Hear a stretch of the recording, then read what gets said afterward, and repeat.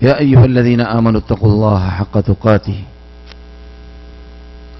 ولا تموتن إلا وأنتم مسلمون يا أيها الذين آمنوا اتقوا الله وقولوا قولا سديدا يصلح لكم أعمالكم ويغفر لكم ذنوبكم ومن يطع الله ورسوله فقد فاز فوزا عظيما يا أيها الناس اتقوا ربكم الذي خلقكم من نفس واحدة وخلق منها زوجها وبث منهما رجالا كثيرا ونساء واتقوا الله الذي تساءلون به والأرحام إن الله كان عليكم رقيبا اللهم صل وسلم وبارك وأنعم على عبدك ورسولك محمد صلى الله عليه وعلى آله وصحبه أجمعين والتابعين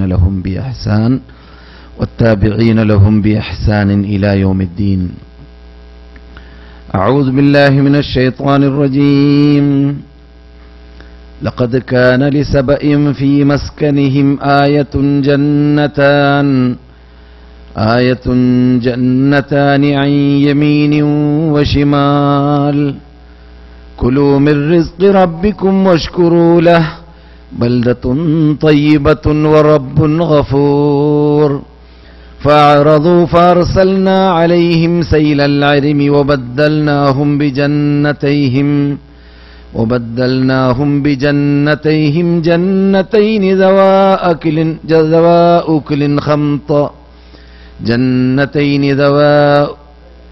جنتين ذواتي أكل خمط وأثل وشيء من سدر قليل ذلك جزيناهم بما كفروا وهل نجازي إلا الكفور فأعرضوا فأرسلنا عليهم سيل العرم وبدلناهم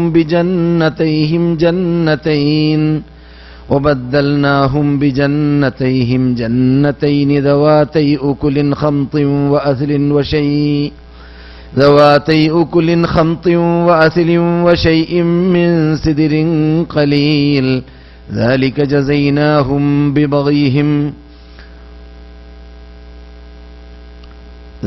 جزيناهم بما كفروا وهل نجازي إلا الكفور. മന സഹോദരന്മാരെ, സഹോദരികളെ, മദീനവാസികളായ സദസ്യരെ, മറ്റു ശ്രോതാക്കളെ, ഇവിടെ ഈ സന്ദർഭത്തിൽ ചർച്ച ചെയ്തു വരുന്ന വിഷയം ഫാമിലി ക്ലാസ്സിൽ നിങ്ങൾക്കറിയാവുന്നതുപോലെ അൽ അൻസാർ എന്ന സബ്ജക്റ്റാണല്ലോ. അൻസാർ എന്ന പദത്തിൽ നിന്നിട്ട് പഠിക്കേണ്ട പാഠങ്ങൾ ഏതാനും ക്ലാസ്സുകളിലൂടെ സംസാരിച്ച് കഴിഞ്ഞത് നിങ്ങൾ ഓർക്കുന്നുണ്ടായിരിക്കാം. അൽ അൻസാർ എന്ന പദം നമ്മുടെ മുമ്പിൽ വിട്ടുകിടക്കുമ്പോൾ, മദീനയിൽ നിന്നിട്ട് വിട്ടുകിടക്കുമ്പോൾ അതിൻ്റേതാകുന്ന വെയിറ്റുണ്ട് എന്നത് പറഞ്ഞറിയിക്കേണ്ടതില്ല. അതുകൊണ്ട് തന്നെ അൽ അൻസാർ എന്ന സബ്ജക്റ്റ് ഞാൻ നമുക്ക് വേണ്ടി ചർച്ചക്കായി ഇവിടെ ചർച്ച ചെയ്യുന്ന വിഷയങ്ങളിൽ പ്രാധാന്യം നൽകിയും കൊണ്ട് തന്നെ സെലക്ട് ചെയ്തതായിരുന്നു. അൽ അൻസാർ എന്ന ആ പദം ഖുർആൻ ഉപയോഗിച്ച പദമാണ്. അൻസാറുകൾക്ക് അൻസാറുകൾ എന്ന് പേര് വെച്ചത് ഖുർആനാണ്. അൻസാറുകൾക്ക് അൻസാർ എന്ന് പേര് വെച്ചത് അള്ളാഹുവാണ്. അതുകൊണ്ട് തന്നെ ആ പേരിൻ്റെ ഉടമകൾ, ആ പേരിന് അർഹപ്പെട്ടവരാവാൻ എന്തായിരുന്നു കാരണമെന്നത് പഠിക്കൽ നമ്മുടെ ബാധ്യതയായി മാറുന്നു. ആ ബാധ്യത നിർവഹിച്ചു കൊണ്ടിരിക്കുകയാണ് നാം കഴിഞ്ഞ ക്ലാസ്സുകളിലൂടെയും വരാൻ പോകുന്ന ക്ലാസ്സുകളിലൂടെയും ഈ സദസ്സിലൂടെ. അള്ളാഹു നമ്മുടെ കഴിവിൻ്റെ പരമാവധി ആ വിഷയത്തിന് നൽകേണ്ടതായ കടപ്പാട് നൽകിയും കൊണ്ട് തന്നെ സംസാരിക്കാൻ തൗഫീഖ് നൽകുമാറാകട്ടെ. സഹോദരന്മാരെ, സഹോദരികളെ, നാം കഴിഞ്ഞ ക്ലാസ്സിൽ പഠിച്ചു അൻസാറുകൾ അറബികളിൽ നിന്ന് ജസീറയിലും അതിൻ്റെ പരിസരത്തും താമസിച്ചവരുടെ എല്ലാം സ്ഥിതി പോലെ അൻസാറുകളുടെ വരവേൽപ്പുണ്ടായത് യമനിൽ നിന്നിട്ടായിരുന്നു. കാരണം അറബികളെക്കുറിച്ച് നാം പഠിച്ചു. അറബികൾ അറബുൽ ആരിബ അല്ലെങ്കിൽ അറബുൽ ആരിബ എന്ന അറബികളും അറബുൽ മുസ്തഅരിബ എന്ന അറബികളും അറബുൽ ബാഇദ എന്ന അറബികളും, ഈ 3 ഇനങ്ങൾ നാം ഇവിടെ പഠിച്ചു വന്നിട്ടുണ്ട്. അറബുൽ മുസ്തഅരിബ എന്നാൽ അറബികൾ മറ്റുള്ളവരുമായി കല്യാണം കഴിച്ചിട്ട് അതിലുണ്ടാകുന്ന സന്തതികളാണ്. അവരും അറബികൾ തന്നെയാണ്. ആ അറബികളിൽപ്പെട്ടവരാണ് അദ്നാനികൾ. ആ അദ്നാനികളുടെ സന്തതികളിൽപ്പെട്ടവരാണ് ഖുറൈശികൾ. അവരിലാണ് നമ്മുടെ നേതാവ്, ലോക നേതാക്കളുടെ നേതാവ് ജനിച്ചത്. അറബുൽ ആരിബ എന്നത് ഖഹ്താന്റെയും മഅരിബിന്റെയും നാം ചർച്ച ചെയ്തുകൊണ്ടുവരുന്നതായ സബഇന്റെയും എല്ലാം സന്തതികളാണ്. മഅരിബും സബഉം ഖഹ്താനൊക്കെ പേരുകളായിരുന്നു അറബികളുടെ. അവരുടെ സന്തതികളുടെ പേരാണ് അറബുൽ ആരിബ എന്നത്. അതിൻ്റെ അർത്ഥം അവർ മാത്രമാണ് ഒറിജിനൽ അറബികൾ എന്നർത്ഥത്തിലേക്കല്ല. അറബി ഭാഷ സംസാരിക്കുന്നവരും അറബിയിൽ താമസിക്കുന്നവരും അറബികളുമായി കല്യാണ ബന്ധം പുലർത്തുന്നവരും എല്ലാം അറബികളായിട്ട് തന്നെയാണ് ഗണിക്കപ്പെടാറുള്ളത് പണ്ട് തന്നെ. അതുകൊണ്ട് റസൂലുള്ളാഹി സ്വല്ലല്ലാഹു അലൈഹി വസല്ലമിന് ഇറങ്ങിയതായ, അള്ളാഹു ഇറക്കിയതായ ഈ വിശുദ്ധ ഫുർഖാൻ അളീമിൽ അള്ളാഹു സുബ്ഹാനഹു വ തആല ഈ ഖുർആനിനെ ഇറക്കിയത് ഈ നാട്ടുകാരുടെ ഭാഷയിലാണ്, അഥവാ അറബി ഭാഷയിലാണെന്ന് പറഞ്ഞു. അപ്പോൾ അവരറബികളാണ് എന്നതുകൊണ്ട് എന്നർത്ഥം. അഥവാ ഇസ്മായിൽ അലൈഹിസലാം ജുർഹും ഗോത്രത്തിൽ നിന്നിട്ട് കല്യാണം കഴിച്ചുണ്ടായവരല്ലേ എന്ന് ചോദ്യമില്ല എന്നർത്ഥം. അവരെല്ലാം ഒറിജിനൽ അറബികൾ തന്നെയാണ്. കാരണം അവർ കല്യാണം കഴിച്ചതിലൂടെ ഉണ്ടായത് നമ്മുടെ മുമ്പിൽ ചരിത്രം അറിഞ്ഞതുകൊണ്ട് അവർക്ക് മുസ്തഅരിബുകൾ എന്ന് പേര് വെച്ചു. എങ്കിലും അവർ ഒറിജിനൽ അറബികൾ തന്നെയാണ് യഥാർത്ഥത്തിൽ എന്നതിന് തെളിവ് ഇവിടെ ഞാൻ ഉദ്ധരിച്ചിട്ടുണ്ട്.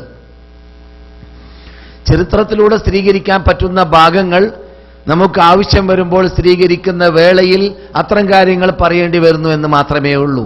നമ്മുടെ ശ്രദ്ധയിൽപ്പെടാത്തതും നമ്മുടെ മുമ്പിലേക്ക് എത്താത്തതുമായ ധാരാളം കാര്യങ്ങൾ ചരിത്രങ്ങളിലുണ്ട്. അതുകൊണ്ട് ആ കാര്യം നാം ഇവിടെ ഇസ്രായേലീസത്തിലൂടെയോ മറ്റോ വിവരിച്ചിട്ട് ടൈം വേസ്റ്റ് ആക്കേണ്ട ആവശ്യവുമില്ല. ചരിത്രങ്ങളുടെ സ്ഥിതി നിങ്ങൾക്കറിയാം. ശരിയാവാനും ആവാതിരിക്കുവാനും സാധ്യതയുണ്ട്. നമ്മുടെ ദൂതർ സല്ലല്ലാഹു അലൈഹി വസല്ലം നമ്മളോട് പറഞ്ഞ കാര്യങ്ങൾ 100% നമുക്ക് കഴിഞ്ഞ ക്ലാസ്സിൽ ഞാൻ സൂചിപ്പിച്ചു. നിങ്ങളുടെ വാപ്പ ഇസ്മായിൽ എറിയാറുണ്ടായിരുന്നു, എറിഞ്ഞു എന്ന് പറഞ്ഞത് ഓർക്കുന്നുണ്ടല്ലോ, ഇതേ സദസ്സിലാണ്. അപ്പോൾ വാപ്പ ഇസ്മായിലാണ് എന്ന് റസൂലുള്ളാഹി സ്വല്ലല്ലാഹു അലൈഹി വസല്ലം അൻസാരികളോടാണ് പറയുന്നത്. നിങ്ങളുടെ വാപ്പ ഇസ്മായിൽ എറിയാറുണ്ടായിരുന്നു, നിങ്ങളും എറിഞ്ഞോ എന്ന്. എറിയാൻ പഠിക്കൽ നിങ്ങളുടെ വാപ്പമാരുടെ പണ്ട് തന്നെയുള്ളതായ സ്വഭാവമാണ് എന്ന് റസൂല് സൂചിപ്പിക്കും പോലെ. അങ്ങനെ ബുഖാരിയിലും അല്ലാത്ത ഹദീസ് ഗ്രന്ഥങ്ങളിലുമെല്ലാം ചില സൂചനകൾ നാം കേട്ടിട്ടുണ്ട്, പഠിച്ചിട്ടുണ്ട്. ഇനിയും പഠിക്കാൻ ഭാവിയിൽ ഇൻഷാ അല്ലാഹു തൗഫീഖ് നൽകുമാറാവട്ടെ. ആഴത്തിലിറങ്ങിയും കൊണ്ട് ഇത്രയും കാര്യങ്ങൾ കിതാബിലുള്ളതുപോലെ പറയുമ്പോൾ, പ്രത്യേകിച്ച് ഫാമിലി ക്ലാസ്സിലൊക്കെ സംസാരിക്കുന്ന ശൈലിയോട് യോജിച്ചതല്ല എന്ന് മനസ്സിലാക്കിയും കൊണ്ട് ഞാൻ അങ്ങനെ ആഴത്തിലിറങ്ങാത്തതാണ്. കാരണം നാം ഉദ്ദേശിക്കുന്നത് നമ്മുടെ ജീവിതം ക്ഷണികമാണ്, പെട്ടെന്നാണ്. പെട്ടെന്ന് ജീവിച്ച് പെട്ടെന്ന് മരിക്കുന്ന അല്പ വർഷങ്ങൾ മാത്രം ഭൂമിയിൽ ജീവിക്കുന്ന നമ്മെ സംബന്ധിച്ചിടത്തോളം ടൈം വേസ്റ്റാക്കാനില്ല. അതുകൊണ്ട് വേസ്റ്റായ സബ്ജക്റ്റുകൾ നമുക്ക് ചർച്ച ചെയ്യാൻ ടൈമില്ല, പാടില്ല, അനുവദനീയമല്ല, ആവശ്യമില്ല. നാം മുസ്രിഫീങ്ങളിൽപ്പെടുമെന്നാണ് എൻ്റെ സ്വന്തം അഭിപ്രായമല്ല, ഞാൻ ക്ലാസ് എടുക്കുമ്പോൾ ഉപയോഗിക്കുന്ന ശൈലിയിൽ നിന്നിട്ട് നിങ്ങൾ മനസ്സിലാക്കി വരുന്നതായ ഭാഗം. പല ഇസ്ലാമിലേക്ക് ചേർത്ത് പറയുന്നതായ സംഘടനകൾ പ്രസംഗിക്കുന്ന പ്രസംഗങ്ങളോ ലേഖനങ്ങളോ പ്രബോധനങ്ങളോ ഒക്കെ കേട്ടാൽ പലപ്പോഴും നാം പ്രയാസപ്പെട്ടു പോകും. ഇപ്പോൾ അടുത്ത കാലഘട്ടങ്ങളിലായിട്ട് ആയത്തുകളൊക്കെ ഓതാൻ തുടങ്ങിയെങ്കിലും പണ്ട് ഞാൻ കേൾക്കാറുള്ള ഒരവസരത്തിൽ അറസ് എന്നായിരിക്കും, സൗദി അറേബ്യയിലുള്ള ഏതൊരു പട്ടണത്തിൽ നിന്നിട്ട് ഒരു 400 കാസറ്റ് എനിക്കെത്തി. ഗവൺമെന്റിന്റെ ആധികാരിക വസാറയുടെ ഓഫീസുകളിൽ നിന്നിട്ട് വന്നതാണ്. ആ കാസറ്റുകൾ ഏകദേശം 4 നൂറ്റാണ്ട് മുമ്പാണ്, മലയാള കാസറ്റുകൾ. ആ കാസറ്റുകൾ പരിശോധിക്കാൻ വേണ്ടിയായിരുന്നു. എല്ലാം നമ്മുടെ നാട്ടിൽ നിന്നിട്ട് വന്ന മലയാള കാസറ്റുകളാണ്. ആ മലയാള കാസറ്റുകൾ പരിശോധിച്ചു നോക്കിയപ്പോൾ മിക്ക കാസറ്റുകളിലും എല്ലാം മതപ്രസംഗങ്ങളാണ്. ഒരായത്ത് വളരെ സൂക്ഷിച്ച് കേൾക്കുകയാണെങ്കിൽ ആ ആയത്ത് പരിപൂർണമല്ല താനും, അതിന്റെ കഷ്ണം, ബാക്കി മുഴുവനും വാക്ക് കസർത്താണ്. അപ്പോൾ പണ്ട് അങ്ങനെയായിരുന്നു നമ്മുടെ കൗം മനസ്സിലാക്കി വെച്ചിരുന്നത്. ഇപ്പോൾ വ്യത്യാസപ്പെട്ടിട്ടുണ്ട്. ആയത്തുകളൊന്നും ഓതേണ്ട ആവശ്യമില്ല, നമ്മുടെ മുമ്പിൽ ഇരിക്കുന്നവരൊക്കെ മലയാളികളല്ലേ, മലയാളികൾക്ക് അവരുടെ ഭാഷയെ പറഞ്ഞു കൊടുത്താൽ പോരെ എന്നൊക്കെ ഒരു തോന്നലാണ്. അതേസമയത്ത് അള്ളാന്റെ കലാമ് ഓതിയിട്ട് അർത്ഥം വെക്കുമ്പോൾ അതിലൂടെ അനുഗ്രഹീത മലക്കുകൾ നമ്മുടെ മുമ്പിൽ അനുഗ്രഹം അർഹിക്കൊണ്ടേയിരിക്കുന്നുണ്ട് അള്ളാഹുവിൻ്റേത് എന്ന് മാത്രമല്ല, ഹൃദയത്തിന് ശാന്തിയും സമാധാനവും ലഭിക്കുന്നുണ്ട്.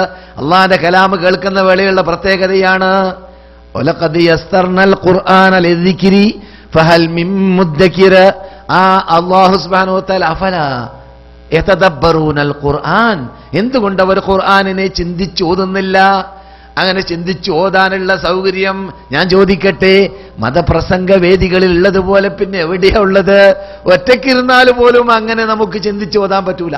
ചിന്തിച്ച് പഠിക്കാൻ, ആഴത്തിലിറങ്ങി അർത്ഥം വെക്കാൻ ഓതി അഫലാ യതദബ്ബറൂനൽ ഖുർആൻ എന്ന വാക്ക് നാം എങ്ങനെ ഫിറ്റാക്കാൻ പറ്റും ഓതിയില്ലെങ്കിൽ? അപ്രകാരം തന്നെ ഉറത്തിലിൽ ഖുർആന തർതീലാ, നിങ്ങൾ ഖുർആനെ തർത്തീലായി നന്നാക്കി ഓതണം എന്ന കൽപ്പനകളൊക്കെ പറഞ്ഞു വരുന്നത് വേസ്റ്റായ സബ്ജക്റ്റ് ചർച്ച ചെയ്യാൻ പാടില്ല എന്ന് പറയുമ്പോൾ വേസ്റ്റാവാത്ത സബ്ജക്റ്റുകൾ സെലക്ട് ചെയ്ത് നാം സംസാരിക്കേണ്ടി വരുമെന്ന് അതിൽ നിന്നിട്ട് നമുക്ക് പഠിക്കാൻ സാധിക്കും.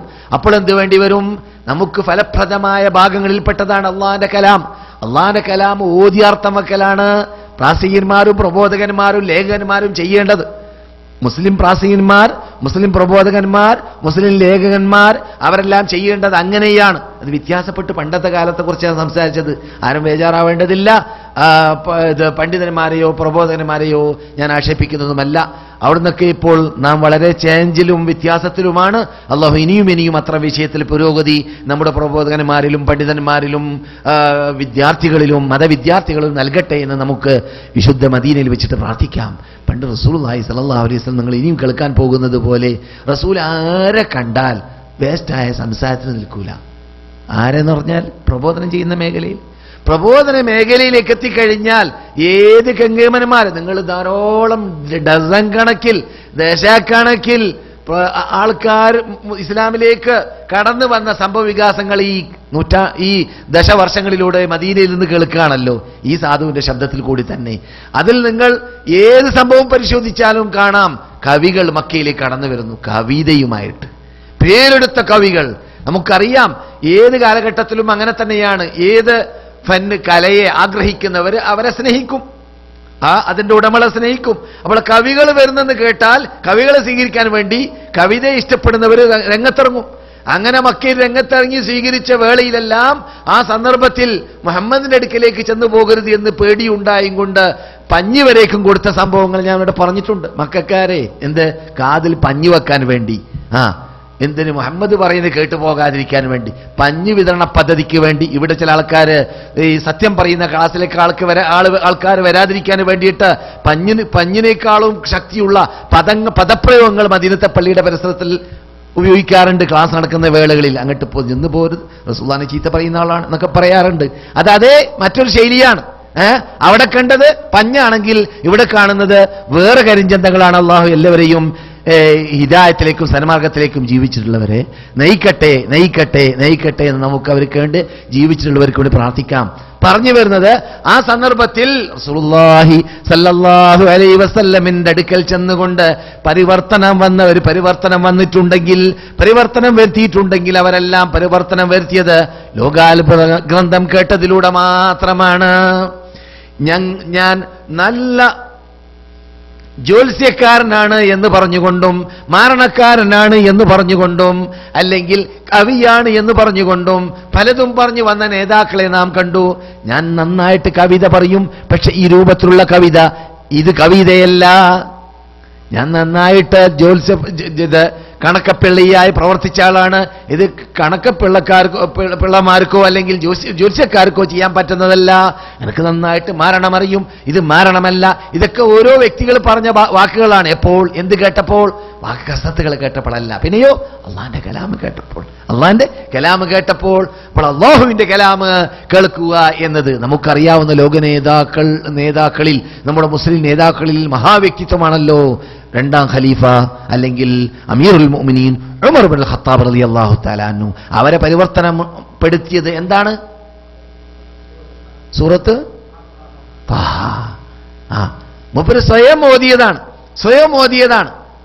മനസ്സിലായില്ലേ? അപ്പോൾ പരിവർത്തനം ഖുർആനിലൂടെ ഉണ്ടാകുമെന്നത് സംശയമേ ഇല്ല. ആ ഖുർആൻ ഈ നാട്ടിലാണ് ഇറങ്ങിയത്. ഈ നാട്ടിൽ ഇറങ്ങിയ ഖുർആനിലൂടെയാണ് നാം ചർച്ച ചെയ്തു വരുന്നതായ അൻസാറുകളെ അള്ളാഹു വാഴ്ത്തിയത്, പുകഴ്ത്തിയത്. അള്ളാഹു സുബ്ഹാനഹു വ തആല അവരുടെ പേര് പറഞ്ഞവർക്ക് പ്രത്യേക അഡ്രസ് നൽകിയും കൊണ്ട് മുഹാജിറുകൾ, അൻസാറുകൾ എന്ന് പ്രത്യേകം അള്ളാഹു പേരെടുത്ത് പറഞ്ഞു. അഥവാ ആ സമൂഹത്തിന്റെ പേര് സ്പെഷ്യൽ അവരുടെ ഡ്യൂട്ടിയെ തന്നെ ഉൾക്കൊള്ളിച്ചുകൊണ്ട്, അഥവാ സഹാബാക്കളിൽ നിന്നിട്ട് ഏറ്റവും പ്രമുഖന്മാരാരാണ് അള്ളാന്റെ ലിസ്റ്റിൽ? മുഹാജിറുകൾ. ആരാണ്? മുഹാജിറുകളെ എങ്ങനെ പരിചയപ്പെടുത്തണമെന്നത് അള്ളാഹ് നമുക്ക് പരിചയപ്പെടുത്തി തരാണ്. എങ്ങനെ പരിചയപ്പെടുത്തി തരണം? അവർ ആ പേരിന് അർഹപ്പെട്ടത് എന്തിലൂടെയാണ്? അതിലൂടെയാണ് പരിചയപ്പെടേണ്ടത്. എന്തിലൂടെയാണ്? അവർ മുഹാജിറുകളായിരുന്നു. അതുകൊണ്ട് പേര് തന്നെ അവർക്ക് മുഹാജിറുകൾ എന്നാണ്. മനസ്സിലായില്ലേ? അപ്പോൾ അവരുടെ ജീവിതത്തിൽ അവർ ചെയ്ത ഏറ്റവും വലിയ സേവനമാണ് എന്ത്? ദീനിന് വേണ്ടി, ഈ തൗഹീദിനെ സംരക്ഷിക്കാൻ വേണ്ടി, ഈ ആദർശത്തെ നിലനിർത്താൻ വേണ്ടി, അത് സ്ഥാപിക്കാൻ വേണ്ടി, അതിനെ സംരക്ഷിക്കാൻ വേണ്ടി നാടും വീടും എല്ലാം ഉപേക്ഷിച്ചു പോയി എന്നത്. അതാണ് ഹിജ്റ, അല്ലാഹുവിലേക്കുള്ള ഹിജ്റ. അത് തന്നെയാണ് മറ്റൊരു രൂപത്തിൽ പോർക്കളത്തിലേക്ക് പോകുന്ന ആളും ചെയ്യുന്നത്. പോർക്കളത്തിലേക്ക് പോകുന്ന ആള് അവരെക്കാളും മുൻപന്തിയിൽ നിൽക്കുന്നു. അവരിൽ ആ ഇനത്തിൽപ്പെട്ടവരുണ്ടെങ്കിൽ അവർക്ക് അതും കൂടി ലഭിച്ചു. അതെന്താണ്? വാളും സമ്പത്തും എല്ലാ ശരീരവുമായി പോയിട്ട് മടങ്ങി വന്നില്ല. അപ്പോൾ അവിടുന്നും ഒരുപടി മുമ്പിലായി മുഹാജിറുകളെ സംബന്ധിച്ചിടത്തോളം. പക്ഷേ അങ്ങനെയൊക്കെ കാട്ടിയാലും മുഹാജിറുകളല്ലാത്തവർക്ക് മുഹാജിറുകളിലേക്ക് എത്താൻ പറ്റൂല. അങ്ങനെയൊക്കെ കാട്ടിയാലും മുഹാജിറുകളല്ലാത്തവർക്ക് മുഹാജിറുകളിലേക്ക് എത്താൻ സാധിക്കുന്നതല്ല. മുഹാജിറുകൾ എന്ന വിഷയം വേണമെങ്കിൽ അങ്ങനെ തന്നെ എടുത്തിട്ട് നമുക്ക് വേണമെങ്കിൽ ഭാവിയിൽ പറയാം. നാം മദീനയിലായതുകൊണ്ട് മദീനയിൽ വെച്ചിട്ട് ആരംഭിച്ചു വെച്ച അൽ അൻസാറി എന്ന ആ പദത്തിന്റെ പിന്നിൽ, ആ ധ്വനിയുടെ പിന്നിൽ പഠിക്കേണ്ടതായ ഭാഗങ്ങൾ പറയുമ്പോഴാണ് നാം എവിടേക്ക് ചെന്നത്? യമനിലേക്ക് ചെന്നത്. കാരണം അവരുടെ അസ്ൽ അവിടുന്നാണ് എന്നതുകൊണ്ട്. ആ നാട്ടിൽ നിന്നിട്ട് ഈ നാട്ടിലേക്ക് എങ്ങനെ വന്നു, എപ്പോൾ വന്നു, എന്തിനു വന്നു എന്നത് പറയുമ്പോഴാണ് നമുക്കിവിടെ നിങ്ങളെ ഞാൻ ഓതിക്കൽപ്പിച്ചതായ ലഖദ് കാന ഫീ സബഇൻ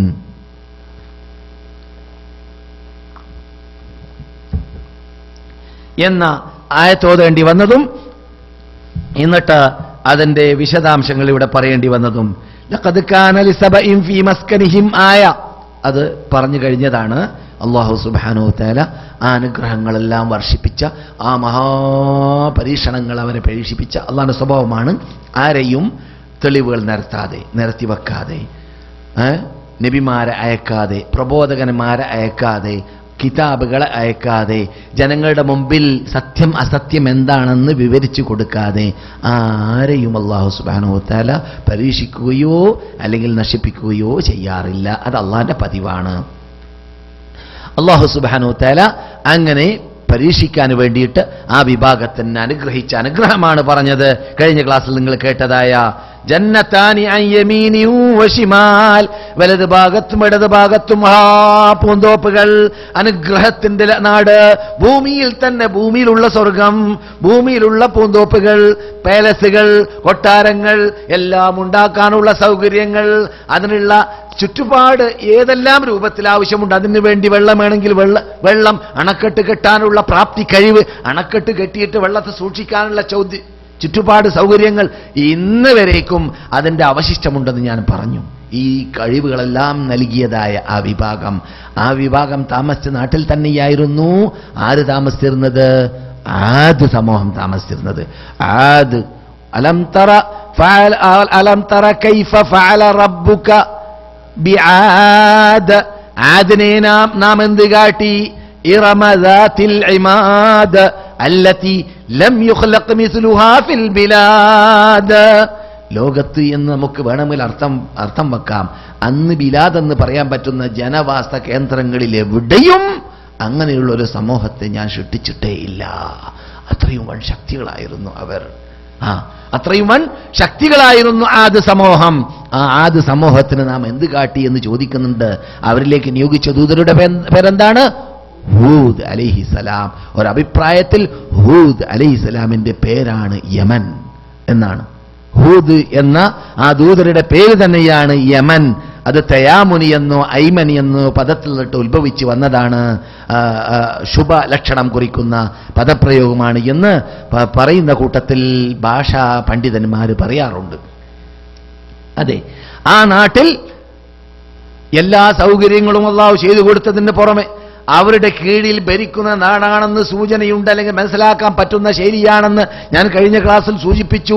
അവിടെ മുതൽ അവർ ബിസിനസ്സിനായിട്ട് പോകുന്നതായ നാടാകുന്ന ഖുദ്സ് വരെ അഥവാ ഷാം വരെ, അന്നത്തെ ഷാം.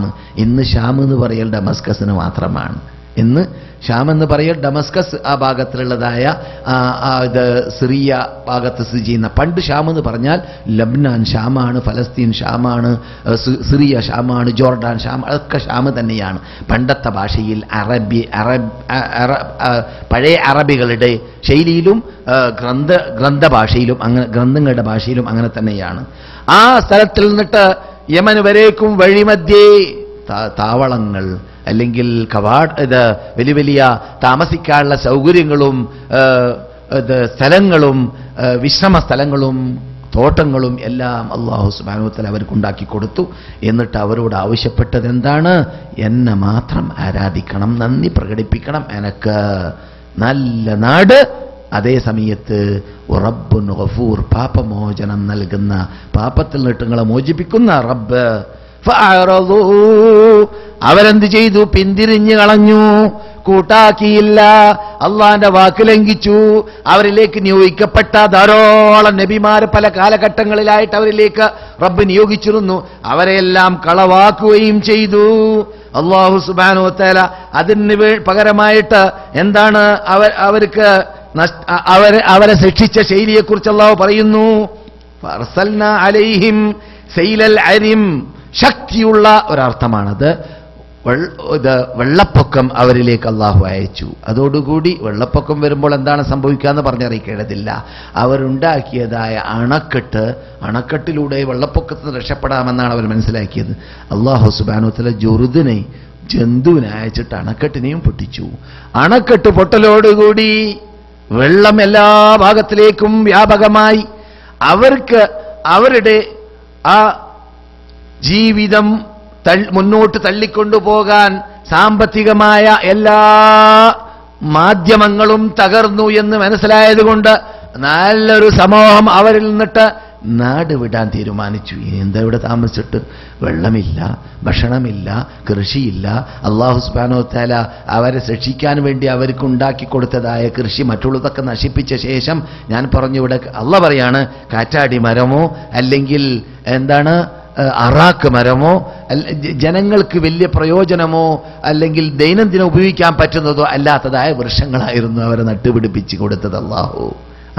അതോടുകൂടി അവർക്ക് ഇനി ഇവിടെ പണ്ടുള്ള ജീവിതം ജീവിക്കാൻ പറ്റുകയില്ല എന്നത് തോന്നിയതുകൊണ്ട് അവിടെ നിന്ന് സ്ഥലം വിട്ട് മറ്റു നാടുകളിലേക്ക് പണ്ട് തന്നെ വന്ന് പരിചയമുള്ളവരായതുകൊണ്ട് അവർക്ക് ഇറാഖ് അറിയാം, അവർക്ക് ഷാം അറിയാം, അവർക്ക് ജസീറയും അറിയാം.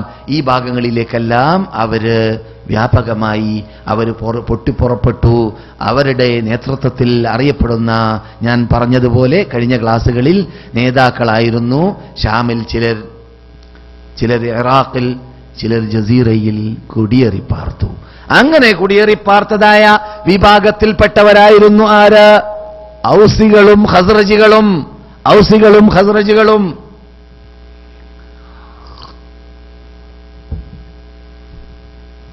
അല്ലാഹു സുബ്ഹാനഹു വ തആല പറയുന്നത് ശരി കേൾക്കുക. അവരാവശ്യപ്പെട്ട് ഞാൻ കഴിഞ്ഞ ക്ലാസ്സിൽ പറഞ്ഞു, ഫഖാലു റബ്ബനാ ബാഇദ് ബൈന അസ്ഫാരിനാ, ഞങ്ങൾ യാത്ര ചെയ്യുന്നതായ വഴിമധ്യേയുള്ള ആ യാത്രവേള നീട്ടിത്തരണം, പട്ടണങ്ങൾ ദൂരപ്പെടുത്തി തരണം, അടുത്തടുത്ത് പട്ടണം വേണ്ട എന്നാവശ്യപ്പെട്ടു. ഇത് ഉരുട്ടി ചോദ്യവും തട്ടിനുമുട്ടൊക്കെയാണത്. അള്ളാഹു ചെയ്തു കൊടുക്കുന്ന അനുഗ്രഹത്തിന് നന്ദി പ്രകടനം ചെയ്യുന്നതിന് പകരം ബനൂ ഇസ്രായേലുകളിൽ ചോദിച്ചതുപോലെയുള്ളതായ ചോദ്യമായിരുന്നു അവര് ചോദിച്ചിരുന്നത്. അള്ളാഹു സുബ്ഹാനഹു വ തആല പറയുന്നു, ഫജഅൽനാഹും അഹാദീസ, ലോകം മുഴുവനും കഥ പറയാനുള്ള വാർത്തകളാക്കി അവരെ നാം മാറ്റി. അവരെ ശിക്ഷിച്ച ശിക്ഷയെക്കുറിച്ച് അത് ഞാൻ കഴിഞ്ഞ 2 ക്ലാസ്സിലൂടെ നിങ്ങൾ കേട്ട് കഴിഞ്ഞു. ആരാണ് സബ എന്ന് പറയുന്ന ആ ഭരണകൂടം? ലോകത്തിൽ അന്നത്തെ കാലഘട്ടത്തിൽ ഏറ്റവും പ്രശസ്ത ഭരണകൂടമാണ്. അങ്ങനെയുള്ള ഭരണകൂടമാണ് അല്ലാഹു പറയുന്നത് ഫജഅൽനാഹും അഹാദീസ, ലോകരുടെ ഇടയിൽ ചർച്ചാ വിഷയമാക്കി. അഖ്ബാർ ഉണ്ടല്ലോ, അഖ്ബാർ വാർത്തകളാക്കി മാറ്റി. എന്താണ് അവർ? അങ്ങനെയുള്ളൊരു സമൂഹം ജീവിച്ചിരുന്നു പോലോ, പേലസുകളുടെ ഉടമയായിരുന്നു പോലോ, തോട്ടങ്ങളുടെ ഉടമയായിരുന്നു പോലോ, വൻ ശക്തന്മാരായിരുന്നു പോലോ, സമ്പന്നരായിരുന്നു പോലോ. അവർ യമൻ മുതൽ ഡമസ്കസ് വരെ അല്ലെങ്കിൽ ഷാം വരെ ബൈത്തുൽ മഖ്ദിസ് വരേക്കും അവർക്ക് കറങ്ങാനുള്ളതായ സൗകര്യങ്ങളും ചുറ്റുപാടുകളും ആ കാലഘട്ടത്തിൽ തന്നെ റബ്ബ് നൽകിയിരുന്നു പോലോ എന്നൊക്കെ പിന്നെ കഥ പറയപ്പെടുന്നവരാക്കി അവരെ ഞാൻ മാറ്റി. ലോകത്തിൽ നിന്നിട്ട് അവരെ ചിന്ന ഭിന്നമാക്കി. അല്ലാഹു പറയുന്നു വമസ്സഖ്നാഹും കുല്ല മുമസ്സഖ, അവരെ ഞാൻ ചിന്ന ഭിന്നമാക്കി കളഞ്ഞു. പല ഭാഗങ്ങളിലേക്ക് അവർ യാത്ര പോകേണ്ടി വന്നു. അങ്ങനെ അവരുടെ നാട് വിട്ടൊഴിവാകേണ്ട ചുറ്റുപാടും ഗതികേടും അവർക്കുണ്ടായി. ഇന്ന ഫീ ദാലിക ലആയാത്തിൻ ലികുല്ലി സബ്ബാരിൻ ശകൂർ, ക്ഷമ കൈകൊള്ളുന്നവരും നന്ദി പ്രകടിപ്പിക്കുന്നവരും ആയ ഏത് വിഭാഗത്തിനും ഇതിൽ നിന്നിട്ട് ധാരാളം പാഠമുണ്ട്. ഇത് പാഠം പഠിപ്പിക്കുന്നത് അള്ളാഹുവിന്റെ കൽപ്പന ലംഘിച്ചുകൊണ്ട് നന്ദി പ്രകടിപ്പിക്കാതെ ജീവിക്കുന്നവർക്കും അള്ളാഹിന്റെ കൽപ്പന ജീവിതത്തിൽ പകർത്താൻ വേണ്ടി ക്ഷമ കൈകൊള്ളാത്തവർക്കും ഇതിൽ പാഠമുണ്ട്. അവർക്ക് എന്താണ് അനുഭവിക്കേണ്ടി വന്നത്? ഇത് തന്നെയായിരിക്കും അനുഭവിക്കേണ്ടി വരിക ക്ഷമ കൈകൊള്ളാത്തവർക്കും നന്ദി പ്രകടിപ്പിക്കാത്തവർക്കും എന്ന് അള്ളാഹു പറയുന്നു. വലഖദ് സദ്ദഖ അലൈഹിം ഇബ്ലീസു ളന്ന, ഇബ്ലീസ് അവരുടെ ആ വ്യാമോഹത്തിനെ സ്ത്രീകരിച്ച് കാണിച്ചു കൊടുത്തു. അവർക്ക് വ്യാമോഹമുണ്ടായത് ഇങ്ങനെയൊക്കെ പറഞ്ഞാൽ നമ്മുടെ സമ്പത്തും നമ്മുടെ നാടും നമ്മുടെ ഈ വിസയും നമുക്ക് കിട്ടിയ നേട്ടങ്ങളും ഇതെല്ലാം ഇവിടെ നിലനിൽക്കും, ഈ ചാൻസ് ഒന്നും നഷ്ടപ്പെടൂല എന്ന് ഇബ്ലീസ് ചില ആൾക്കാർക്ക് തോന്നിപ്പിച്ചു കൊടുക്കാറുണ്ട്. മക്കത്തേക്കും മദീനത്തേക്കും പുണ്യഭൂമിയിലേക്കും വന്നിട്ട് പോലും അനാചാരവും തോന്നിവാസവും നമസ്കാരവും ഉപേക്ഷിക്കലുകളും അള്ളാഹു അല്ലാത്തവരെ വിളിച്ച് പ്രാർത്ഥിക്കലുകളും ശിർക്കുകളൊക്കെ ചെയ്യുന്നതായ വേളയിൽ ഇബ്ലീസിന്റെ വഹി വരും. എന്താ നിനക്ക് കുറെ കാലം ഇനിയുമില്ലേ വിസ എന്നൊക്കെ തോന്നിപ്പിച്ചു കൊടുക്കും. കുറെ കാലം ഇനിയും താമസിക്കാമല്ലോ, ഇനിയും കാശുണ്ടാക്കിക്കൊണ്ടേ ഇരിക്കാമല്ലോ, നീ കാട്ടും പോലെ കാട്ടിക്കോ, നിനക്ക് ഇതുവരെ ഇങ്ങനെ തോന്നിവാസം ചെയ്തിട്ട് കാശ് വെച്ചിട്ടും വെക്കാതെയും ചീട്ട് കളിച്ചിട്ട് തോന്നിവാസങ്ങളും അനാചാരങ്ങളും മദീനയിലും മക്കയിലും ഇരുന്നു കൊണ്ട് ചെയ്തിട്ട് നിനക്ക് വല്ലതും സംഭവിച്ചു, ഇനിയൊന്നും സംഭവിക്കുകയില്ല എന്നൊക്കെ ഇബ്ലീസ് പറയുമെന്ന് പഠിപ്പിക്കുമ്പോൾ അല്ലാഹ് പണ്ടുള്ളവരുടെ കഥ എന്തിനാ പറയുന്നത് നമ്മളോട്? നമ്മുടെ ജീവിതത്തിൽ പകർത്താൻ പറ്റുന്ന ഭാഗം വലുതുമുണ്ടെങ്കിൽ അത് നാം മനസ്സിലാക്കാൻ, അത് നാം ചിന്തിച്ചെടുക്കാൻ, അത് നാം ഓർത്ത് അങ്ങനെയുള്ള അപകട മേഖലയിൽ നിന്നിട്ട് അവർക്ക് രക്ഷപ്പെടാൻ പറ്റാത്തതായ മേഖലകളിൽ നിന്നിട്ട് നമുക്ക് രക്ഷപ്പെട്ടുകൊണ്ട് അള്ളാഹിന്റെ പ്രീതികരമാക്കാൻ വേണ്ടിയാണല്ലോ അള്ളാഹു ഈ സൈസിലുള്ള ശൈലി ഖുർആനിലൂടെ ഉപയോഗിക്കുന്നത്. ഇബ്ലീസ് പറയുന്നത് ശരിയാവെന്ന് മനസ്സിലാക്കിയിട്ട് ഇബ്ലീസിനെ അവർ പിൻപറ്റി. ഇല്ലാ ഫരീഖം മിനൽ മുഅ്മിനീൻ, സത്യവിശ്വാസികളായ നല്ലൊരു സമൂഹം ഒഴിച്ച് അവർ അല്ലാഹു രക്ഷപ്പെടുത്തുകയും ചെയ്തിട്ടുണ്ട്. നല്ലവർ എവിടെയും ഉണ്ടാകും, എപ്പോഴും ഉണ്ടാകും. ഇല്ലാ ഫരീഖം മിനൽ മുഅ്മിനീൻ വമാ കാന ലഹു അലൈഹിം മിൻ സുൽത്താനിൻ ഇല്ലാ ലിനഅലമ മൻ യുഅ്മിനു ബിൽ ആഖിറതി മിമ്മൻ ഹുവ മിൻഹാ ഫീ ശക്ക വറബ്ബുക അലാ കുല്ലി ഷൈഇൻ ഹഫീള്. വമാ കാന ലഹു അലൈഹിം മിൻ സുൽത്താൻ, അവരുടെ മേലിൽ ഇബ്ലീസിന് ഒരു സൽത്തനത്തോ ഒരു അധികാരമോ നൽകിയിട്ടേ ഇല്ല. അവർ തന്നെ പിൻപറ്റിയതാണ്. ഇബ്ലീസിന്റെ കയ്യിൽ ആരെയും നരകത്തിൽ കൊണ്ടുപോകാനോ സ്വർഗത്തിൽ കൊണ്ടുപോകാനോ അല്ലെങ്കിൽ ഒന്നും ചെയ്യാനുള്ള കഴിവ് അല്ലാഹു കൊടുത്തിട്ടില്ലല്ലോ. നന്മയും അവന്റെ കയ്യിലില്ല, തിന്മയും അവന്റെ കയ്യിലില്ല. ഇബ്ലീസ് വെറും തോന്നിപ്പിച്ചു കൊടുക്കൽ മാത്രമാണ്. ഊഹാപോഹങ്ങൾ, അള്ളാന്റെ ശൈലിയാണ് ഞാൻ പറയല്ല. ഊഹാപോഹങ്ങൾ മാത്രമാണ്. അള്ളാഹു പറയുന്നു ഇല്ലാ ലിനഅലമ മൻ യുഅ്മിനു ബിൽ ആഖിറതി, ഇബ്ലീസ് അവരുടെ മുമ്പിൽ പോയി അങ്ങനെയുള്ള തോന്നിപ്പിച്ചു കൊടുത്തത് എന്തിനു വേണ്ടിയാണ്?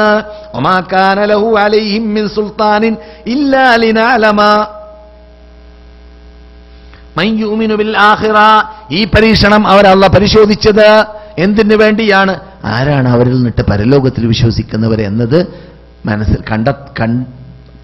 പ്രാവർത്തിക രൂപത്തിൽ കണ്ടറിയാൻ വേണ്ടിയാണ്. ഏത്? അള്ളാഹ്ക്ക് അറിയും, മുമ്പ് തന്നെ അറിയും. അള്ളാഹു പ്രവർത്തന രൂപത്തിൽ കണ്ടറിയുക എന്നതാണ് ഇല്ലാലിനാലമ എന്ന വാക്കിന്റെ അർത്ഥം. എന്നല്ലാതെ അള്ളാഹ്ക്ക് ഇപ്പൊ പുതുതായിട്ട് അറിയുന്നല്ലോ, സംഭവിക്കുന്ന വേളയിൽ, സംഭവിക്കുന്നതിന് മുമ്പ് തന്നെ സംഭവിക്കാൻ പോകുന്ന അറിയുന്ന ആണല്ലോ അള്ളാഹു സുബ്ഹാനഹു വ തആല. ഇല്ലാലിനാലമ മൻ യുമിനു ബിൽ ആഖിറതി മിമ്മൻ ഹുവ മിൻഹാ ഫീ ശക്ക.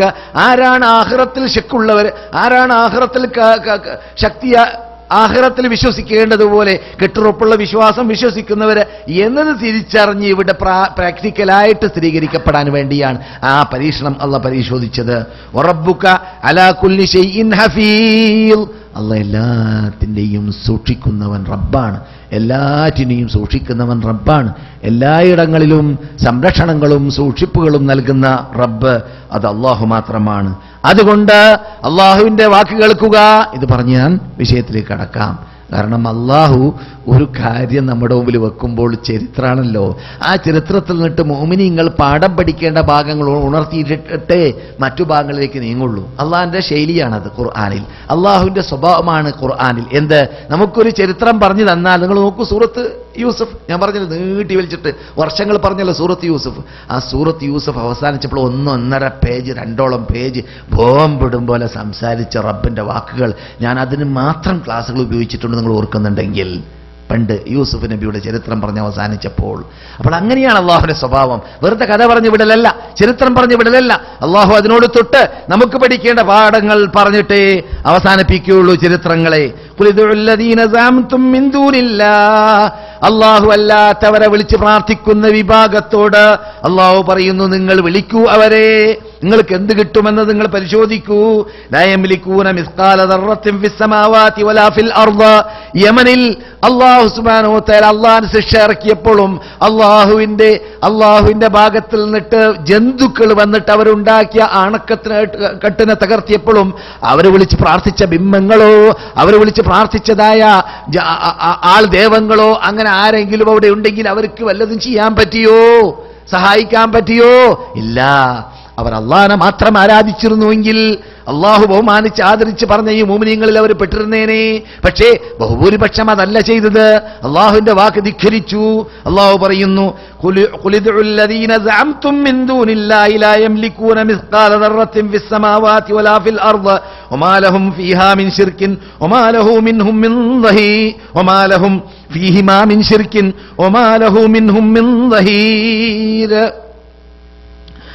ആകാശങ്ങളിലോ ഭൂമികളിലോ ആകാശങ്ങളിലോ ഭൂമിയിലോ അവർക്ക് അല്ലാഹു സുബ്ഹാനഹു വ തആലയുടെ കൂടെ ഈ കാണുന്ന പ്രപഞ്ചത്തിൽ ആകാശത്തിലാവട്ടെ ഭൂമിയിലാവട്ടെ അവരുടെ മുമ്പിൽ അവർക്ക് നൽകപ്പെട്ട അനുഗ്രഹങ്ങളിലാവട്ടെ ആരെയും അവർ കാണുന്നതല്ല കൂടെ അള്ളാഹിന്റെ കൂടെ പങ്കാളിയായിട്ട്. ഇതെല്ലാം അള്ളാഹ് മാത്രം ചെയ്തതാണ്, അള്ളാഹ് മാത്രം സൃഷ്ടിച്ചതാണ്. അവരെയും അള്ളാഹു തന്നെയാണ് സൃഷ്ടിച്ചത്. പിന്നെ നിങ്ങൾ അവരെ ആരാധിക്കുന്നത് എന്തിനാണ്? പിന്നെ നിങ്ങൾ അവരെ പൂജിക്കുന്നത് എന്തിനാണ്? പിന്നെ നിങ്ങൾ അവരെ വിളിച്ച് പ്രാർത്ഥിക്കുന്നത് എന്തിനാണ്? അള്ളാഹ് പറഞ്ഞത് പ്രാർത്ഥിക്കാന്നാണ്, വിളിച്ച് പ്രാർത്ഥിക്കാന്നാണ്. നിങ്ങൾ വിളിച്ചു നോക്കൂ, എന്ത് ഫലം കിട്ടും? അള്ളാന്റെ അടുക്കൽ നിങ്ങൾ വിചാരിച്ചതുപോലെ ആരെങ്കിലും വാല് തൂങ്ങി ഇങ്ങോട്ട് രക്ഷപ്പെടാൻ പറ്റൂല.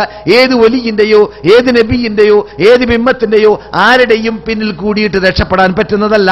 ഷഫാഅത്തിന് അധികാരം പരലോകത്തിൽ ലഭിക്കുന്ന വേളയിൽ അള്ളാഹ് അനുവാദം നൽകുന്നവർക്ക് മാത്രമേ ലഭിക്കുകയുള്ളൂ. ഹത്താ ഇദാ ഫുസ്സിയ അൻ ഖുലൂബിഹിം ഖാലു മാദാ ഖാല റബ്ബുക്കും ഖാലുൽ ഹഖ് വഹുവൽ അലിയുൽ കബീർ. നമ്മുടെ വിഷയത്തിലേക്ക് നീങ്ങാം. ധാരാളം കാര്യങ്ങൾ ഇനിയും അല്ലാഹു സുബ്ഹാനഹു വ തആല തൗഹീദിനെ ബാധിക്കുന്ന ഏകദൈവ വിശ്വാസത്തെ ബാധിക്കുന്ന ഭാഗങ്ങൾ പറയുന്നുണ്ട്. ചരിത്രത്തിൽ ഈ സദ് മഅരിബ് പൊട്ടിത്തെറിച്ചതോടെ തകർന്നതോടെ അറബികൾ അവിടെ നിന്ന് ജസീറയിലേക്കും യമനിൽ നിന്നിട്ട് ജസീറയിലേക്കും അതുപോലെ ഇറാഖിലേക്കും അതുപോലെ ഷാമിലേക്കും അവർ കുതിച്ചു. പലരും പലയിടങ്ങളിൽ താമസിച്ചു.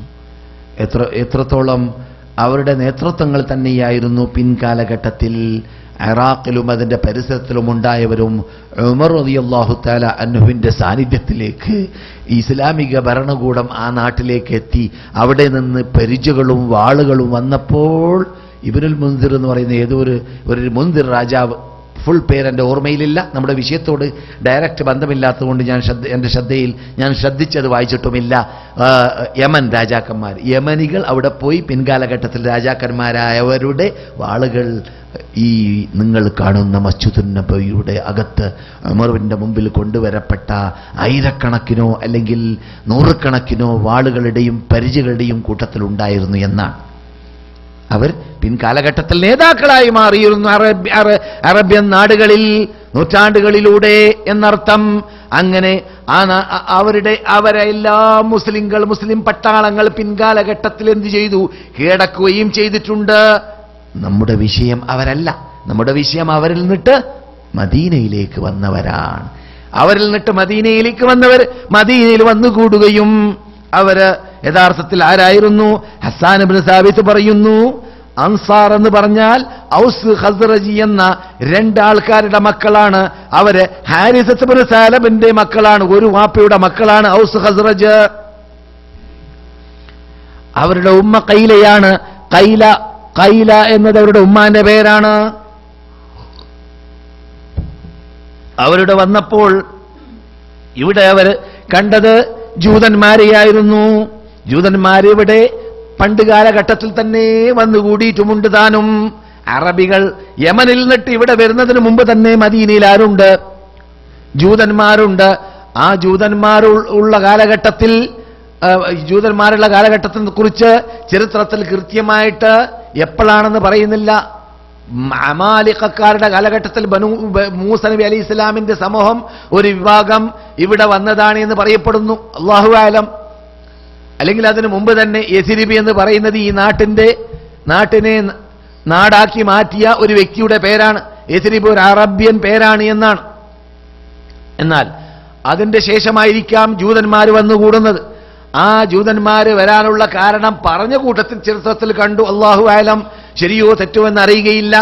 ഇവിടെ അവരുടെ ഗ്രന്ഥത്തിൽ, അവർക്കിറങ്ങിയ ഗ്രന്ഥത്തിൽ അഥവാ തൗറാത്തിലും അതുപോലെ അള്ളാഹു ഇറക്കിയ ഗ്രന്ഥത്തിലും ഈ മദീനയുടെ പ്രത്യേകതയും മദീനയിൽ വരുന്ന ദൂതരുടെ പ്രത്യേകതയൊക്കെ പറയുന്നുണ്ട്. ആ പറയുന്ന പ്രത്യേകതകളൊക്കെ വായിച്ചപ്പോൾ എന്നാൽ നമ്മുടെ കൂട്ടത്തിൽ നിന്നിട്ട് വരട്ടെ അറബ്യൻ നബി എന്നവരിൽ നിന്നിട്ടൊരു വിഭാഗം മനസ്സിലാക്കിയെന്നാണ്. അങ്ങനെ പല കരിഞ്ചന്തകളുമായിട്ട് ഓരോ കാലഘട്ടത്തിലും പൈശാചിക ശല്യ പ്രവർത്തനങ്ങൾ നടക്കുന്നതുകൊണ്ടാണല്ലോ ഗ്രൂപ്പിസങ്ങൾ ഉണ്ടാവാറുള്ളത്. ഈ ഗ്രൂപ്പ് വർദ്ധിക്കുന്നത് എന്തുകൊണ്ടാണ്? ഓരോ ഗ്രൂപ്പിന്റെ പിന്നിൽ അനിസ്ലാമിക് ഗ്രൂപ്പാണെങ്കിൽ പൈശാചിക പ്രവർത്തനം നടക്കും. അപ്പോൾ പിശാച് ഇങ്ങനെ എന്തെങ്കിലും തോന്നിപ്പിച്ചു കൊടുക്കും.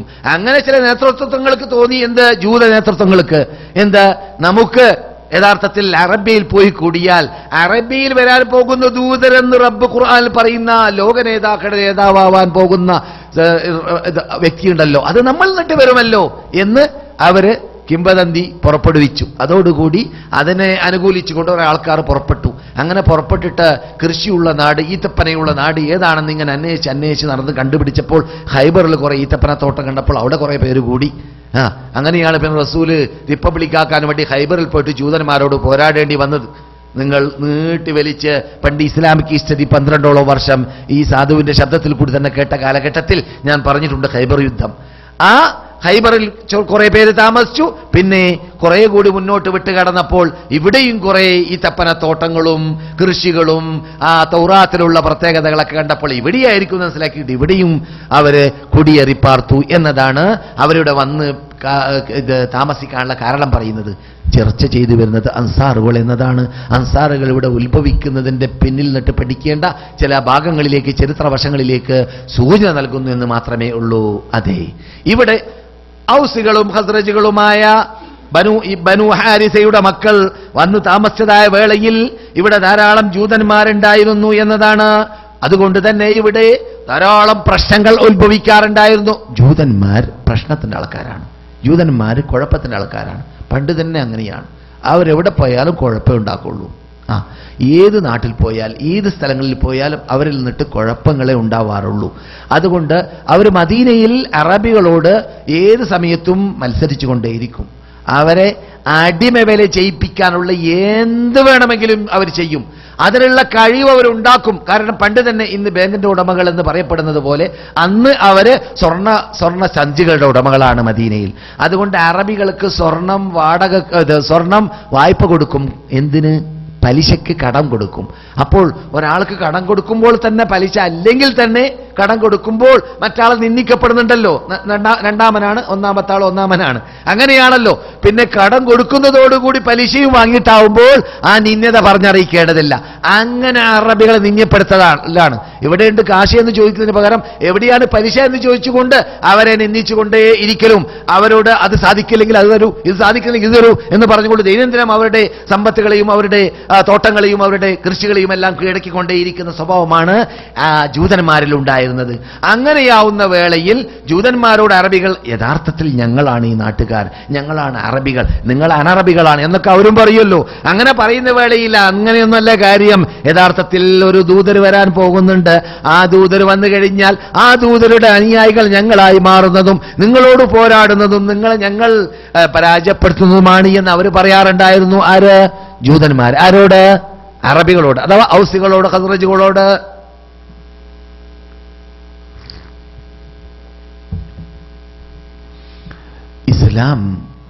ഇസ്ലാമിനോട് അടുത്ത കാലഘട്ടം വന്നപ്പോൾ, ഇസ്ലാം മദീനയിലേക്ക് വരുന്നതിനും റസൂൽ ഹിജ്റ വരുന്നതിനും മുമ്പായിട്ട് ഇവിടെ യൗമു ബുആസി എന്ന ഒരു മഹായുദ്ധം നടന്നിരുന്നു. ആ യുദ്ധത്തെക്കുറിച്ച് ബുഖാരിയിൽ കാണുന്നു. അത് അല്ലാഹു സുബ്ഹാനഹു വ തആല റസൂലുള്ളാഹി സ്വല്ലല്ലാഹു അലൈഹി വസല്ലമിനെ മദീനയിലേക്ക് കൊണ്ടുവരാൻ വേണ്ടിയുള്ളതായ ഒരു തംഹീദ്, കാൽവെപ്പ് നൽകിയതാണ്. അതിനുള്ള മുന്നോടി എന്ന് പറയാം. മുന്നോടിയായി നൽകിയതാണ്, ഉണ്ടാക്കിയതാണ് ആ സംഭവം. ആ സംഭവത്തിൽ കൂടിയാണ് പിന്നെ ഇസ്ലാമിന് ഇവിടെ കടന്നു ചെല്ലാനുള്ള അന്തരീക്ഷമുണ്ടായത്, ഇസ്ലാം മദീനയിൽ കടക്കാനുള്ള അന്തരീക്ഷമുണ്ടായത്. ഇസ്ലാമേ വേണ്ടതുള്ളൂ, മറ്റതൊന്നും വേണ്ട. ഏത്? ഇസ്ലാം അല്ലാതെ ഞങ്ങൾക്ക് വേറെ വേണ്ട എന്ന് ഇവിടെ ജീവിച്ചിരുന്ന അറബികൾക്ക് പറയാനുള്ള ചുറ്റുപാടുണ്ടായത് ബുആസ് യുദ്ധമായിരുന്നു എന്നതാണ്. കാരണം ബുആസ് യുദ്ധത്തിൽ ധാരാളം പേര് കൊല്ലപ്പെട്ടു. ഔസികളിൽ നിന്നിട്ടും കൊല്ലപ്പെട്ടു, ഖസ്റജുകളിൽ നിന്നിട്ട് കൊല്ലപ്പെട്ടു, നേതാക്കൾ കൊല്ലപ്പെട്ടു. അങ്ങനെ നേതാക്കൾ ധാരാളം കൊല്ലപ്പെട്ടതായ സന്ദർഭത്തിൽ അവരിൽ നിന്നിട്ട് അവരുടെ ഇടയിൽ പ്രയാസമുണ്ടായി എന്ന് മാത്രമല്ല, ഈ രണ്ട് വിഭാഗത്തിന്റെ നേതൃത്വം അഥവാ ഔസിന്റെ നേതൃത്വം ഹുദൈറാണ്. ഉസൈദ് ഇബ്നു ഹുദൈർ എന്നൊരു മഹാസഹാബിയെ നാം കേൾക്കാൻ പോകുന്നുണ്ട്, കേട്ടിട്ടുമുണ്ട്. ഉസൈദ് ഇബ്നു ഹുദൈർ കേട്ടിട്ടുണ്ടല്ലോ. ഉസൈദ് ഇബ്നു ഹുദൈർ അൻസാരികളിൽ തലവന്മാരിൽ ഒരാളാണ്. ഉസൈദ് ഇബ്നു ഹുദൈർ റളിയല്ലാഹു തആല അൻഹു അദ്ദേഹത്തിന് ഇസ്ലാമിൽ ഫസ്റ്റിൽ മദീനയിലേക്ക് എത്തിയ ഉടനെ മെമ്പർഷിപ്പ് നേടിയതായ വ്യക്തികളിൽപ്പെട്ട ആളാണ്. അടുത്ത് തന്നെ കേൾക്കാൻ പോകുന്നത് പോലെ ആ ഉസൈദിന്റെ വാപ്പ ഹുദൈർ അദ്ദേഹത്തിന് കൊല്ലപ്പെട്ടു. എവിടെ? ബുആസിൽ, അഥവാ ഔസിന്റെ നേതൃത്വം. അതുപോലെ തന്നെ ഖസ്റജിന്റെ നേതൃത്വമാകുന്ന അംർ ഇബ്നു നുഅ്മാനിൽ ബയാളി എന്ന വ്യക്തിയും കൊല്ലപ്പെട്ടു. നേതൃത്വം വരെ പരസ്പരം അങ്ങുമിങ്ങും കൊല്ലപ്പെടുമ്പോഴും ധാരാളം പേര് കൂട്ടത്തിൽ കൊല്ലപ്പെടുമ്പോഴും നാട്ടിലുണ്ടാകുന്നതായ ക്ഷീണവും പ്രയാസവും രണ്ട് വിഭാഗത്തിലും എത്രയാണെന്ന് പറഞ്ഞറിയിക്കേണ്ടതില്ല.